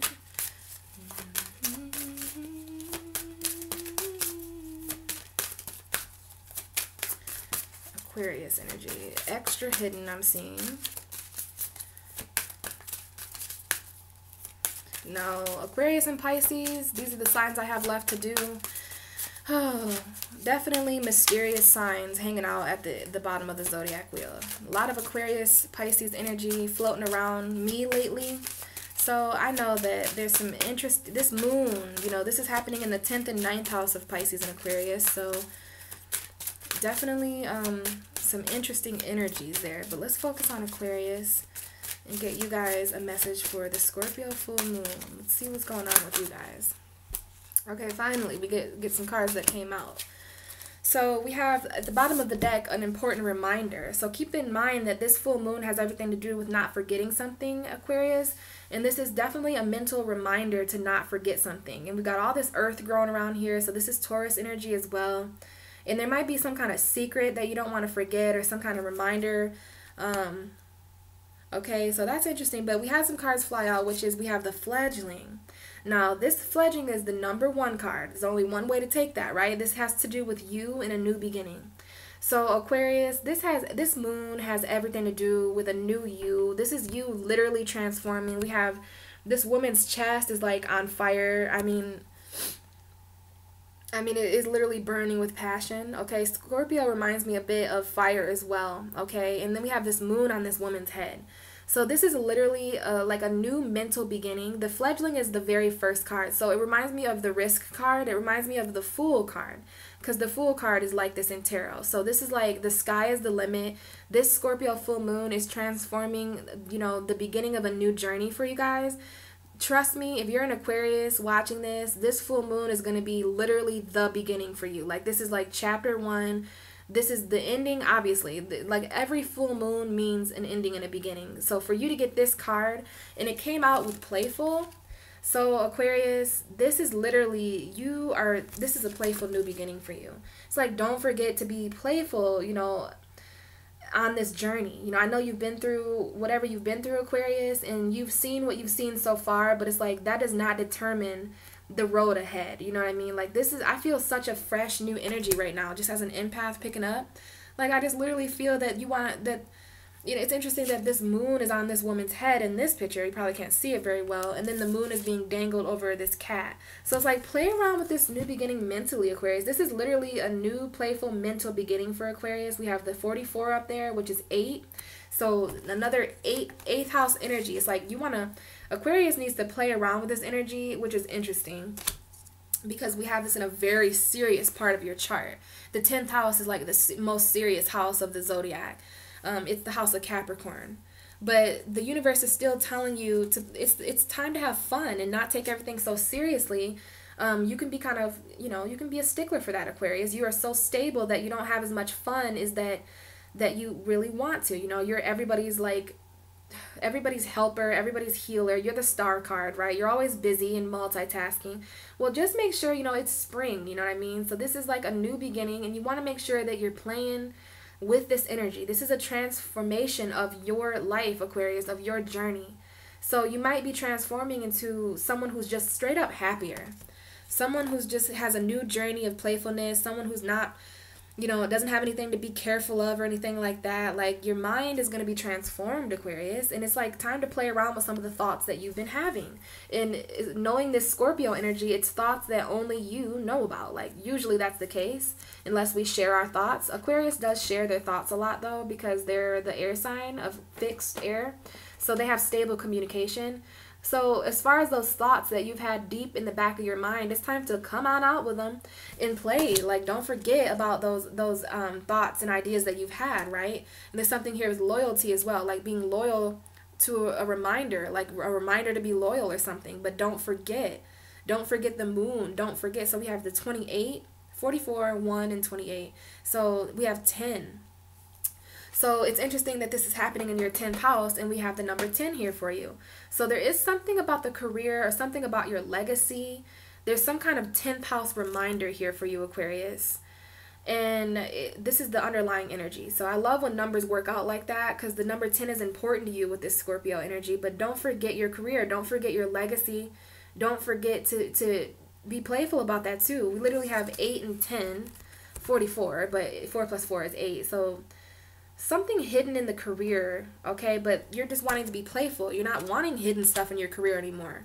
This is a transformation of something hidden in your career coming to the light. And because of that, Aquarius, you're going to have a new playful beginning. Like, that's really what I'm getting for you, that this is a transformation. I'm not really sure what, I mean, it's the 10th house that's transforming for you guys, but that could be so broad. I mean, I guess it's just your long term. Something is transforming for the better long term for you guys right now. So much so that this moon is going to place you guys on a brand new beginning. Like, this is a brand new beginning for you guys. Some of you, this is a brand new career for you guys, because we have the fledgling. So this beginning might start with a career or with finances or something. And then we have playful. So it could be like a career where you're just feeling more happy, or you're feeling more playful. Some of you, it might be some kind of long-term goal that you're playing around with. But I don't know, Aquarius. This seems happy to me. It's like a new happy beginning is what these two cards mean together. A new playful happy beginning, but also a reminder. Like, of course, there's got to be some kind of seriousness in there somewhere for Aquarius.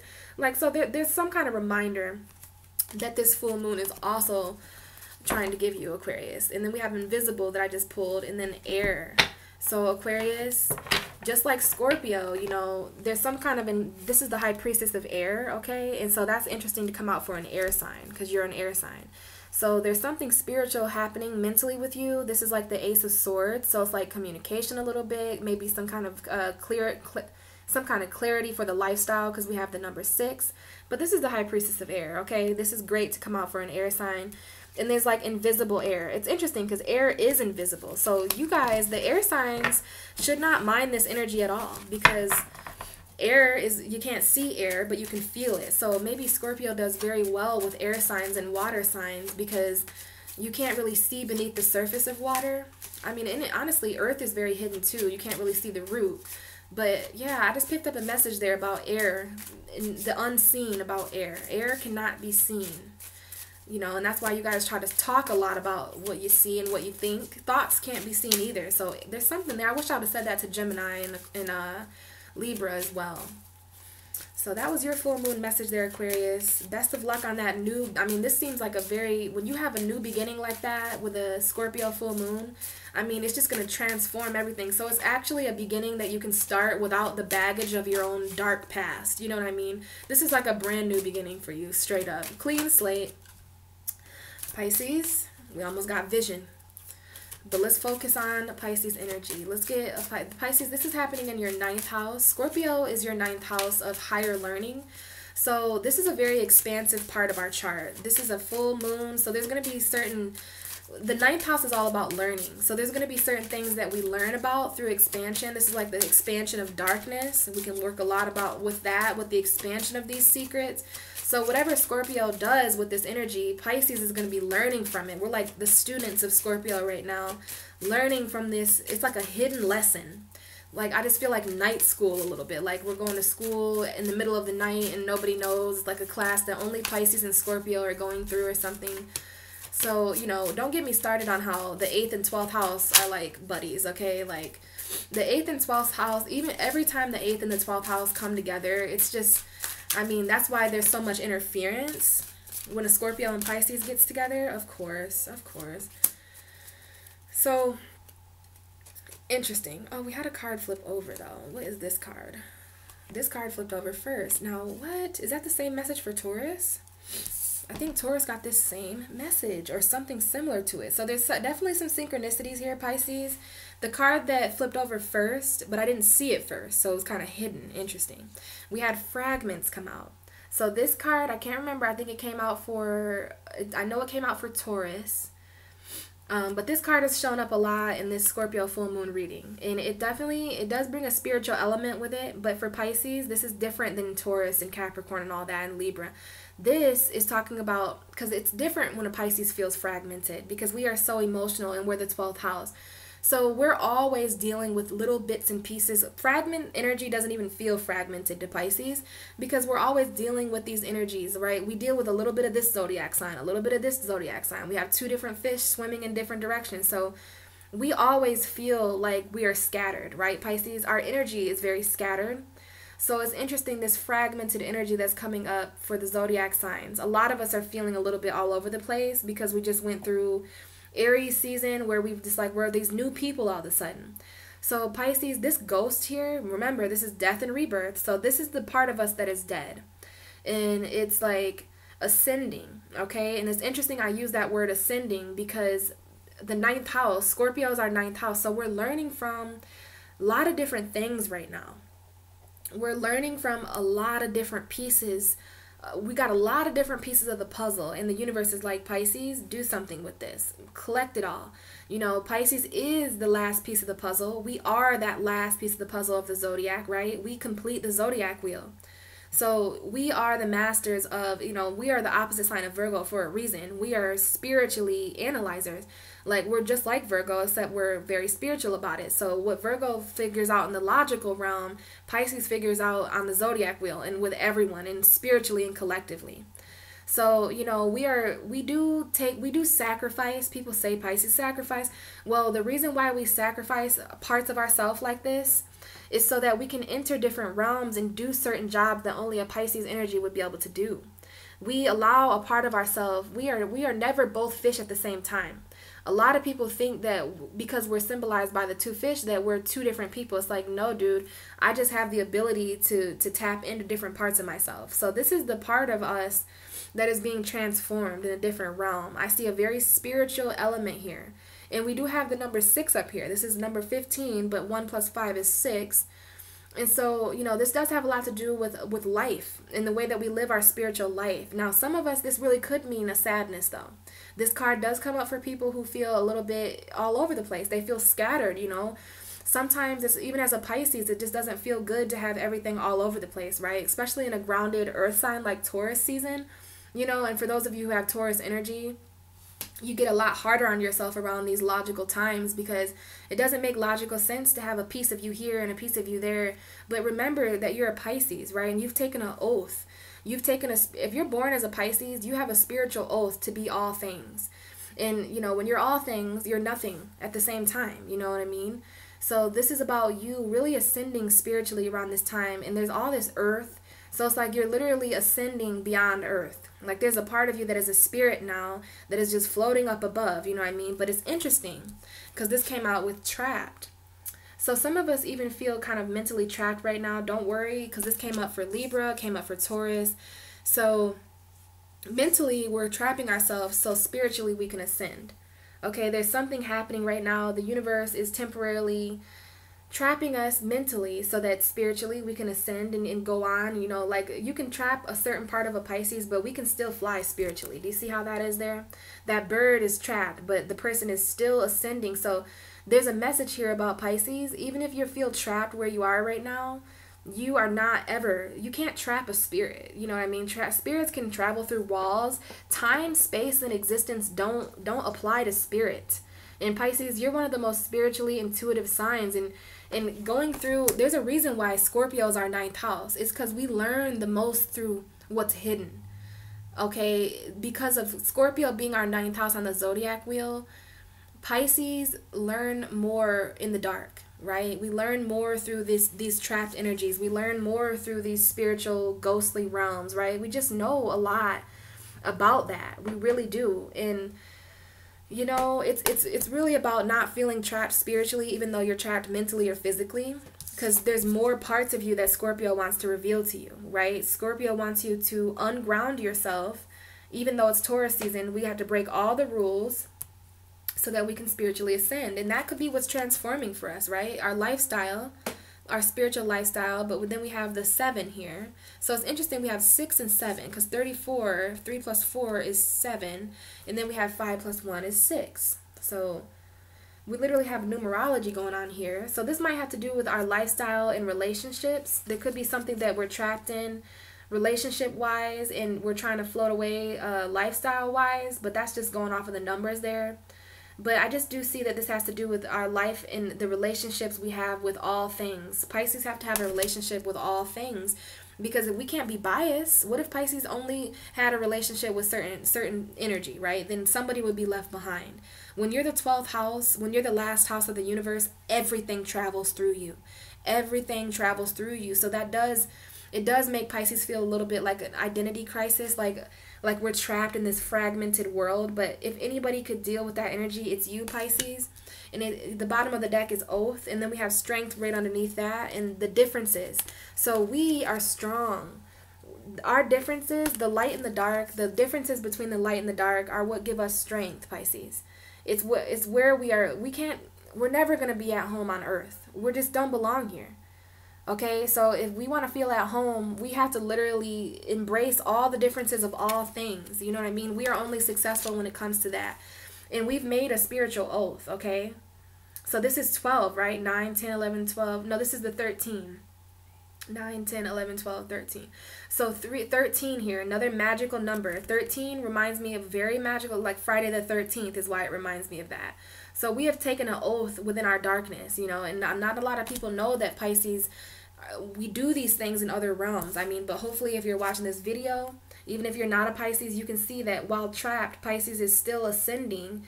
You know, even if we're trapped mentally or physically, there's this spiritual part of us that, like, you can never trap a Pisces completely. That's why we're a fish. It's very hard to kind of trap a fish with your bare hands. You have to literally hook us. You have to trap us with the illusion of a fish, right? I mean, with the illusion of a worm. And, like, that's very metaphorical to Pisces. Like, you have to dangle something in front of us that we think we want. And then it's like we literally choose it, though. That's why the fish, you'll catch the same fish twice or even 3 times sometimes. I've caught the same fish before. So you can catch a Pisces the same way twice, but that's only because we're playing dumb. You know, we literally are pretending to be trapped so that we can gain something spiritually. So that's interesting, Pisces. My message for you guys, though, is that there's just something, the physical world is not helping us right now. Even though it's Taurus season, like, don't trap yourself logically or mentally right now.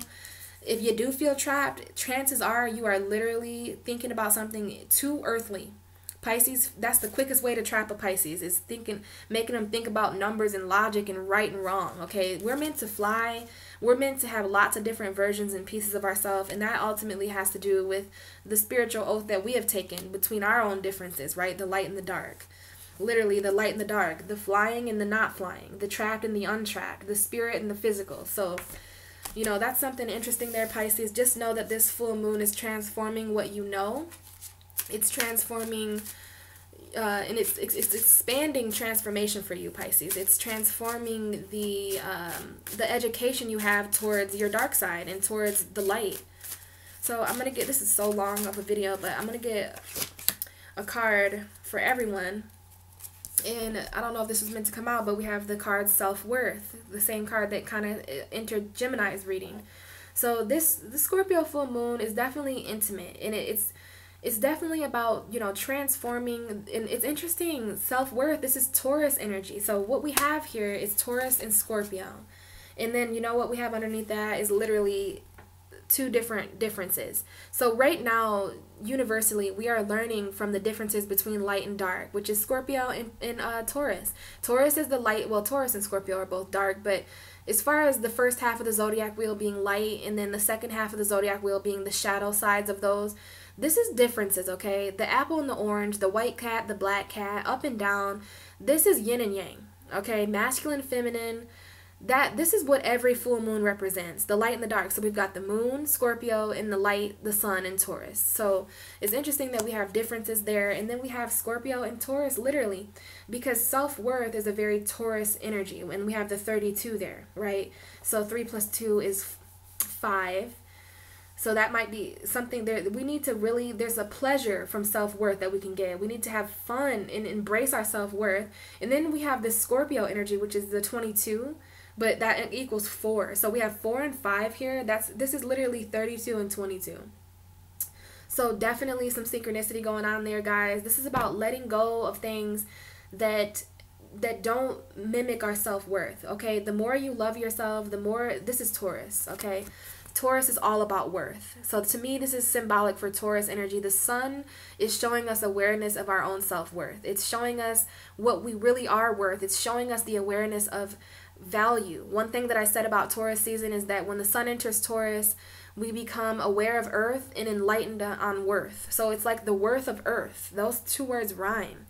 And she's like hugging herself and loving herself. So this is about you literally becoming more aware. And this has everything to do with this death and rebirth, you guys. Like, there's a part of us that we didn't value and we didn't feel like it was literally as worth it as we were.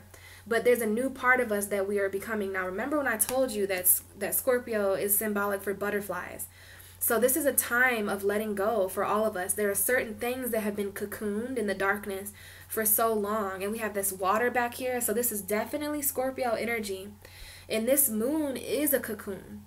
This moon is definitely a cocoon. And it's like all these butterflies are flying out of this person's hand. So this is emotional, guys. This moon, this is literally the best picture I could have for the full moon. And it's interesting that these two cards came out for it. Literally Taurus energy working with self-worth. Scorpio energy working on letting things go from the subconscious and transforming. That's one of the things about transformation, is that you do have to consider yourself worth it. You have to know your own self-worth in order. I mean, Scorpio and Taurus are opposite signs for a reason.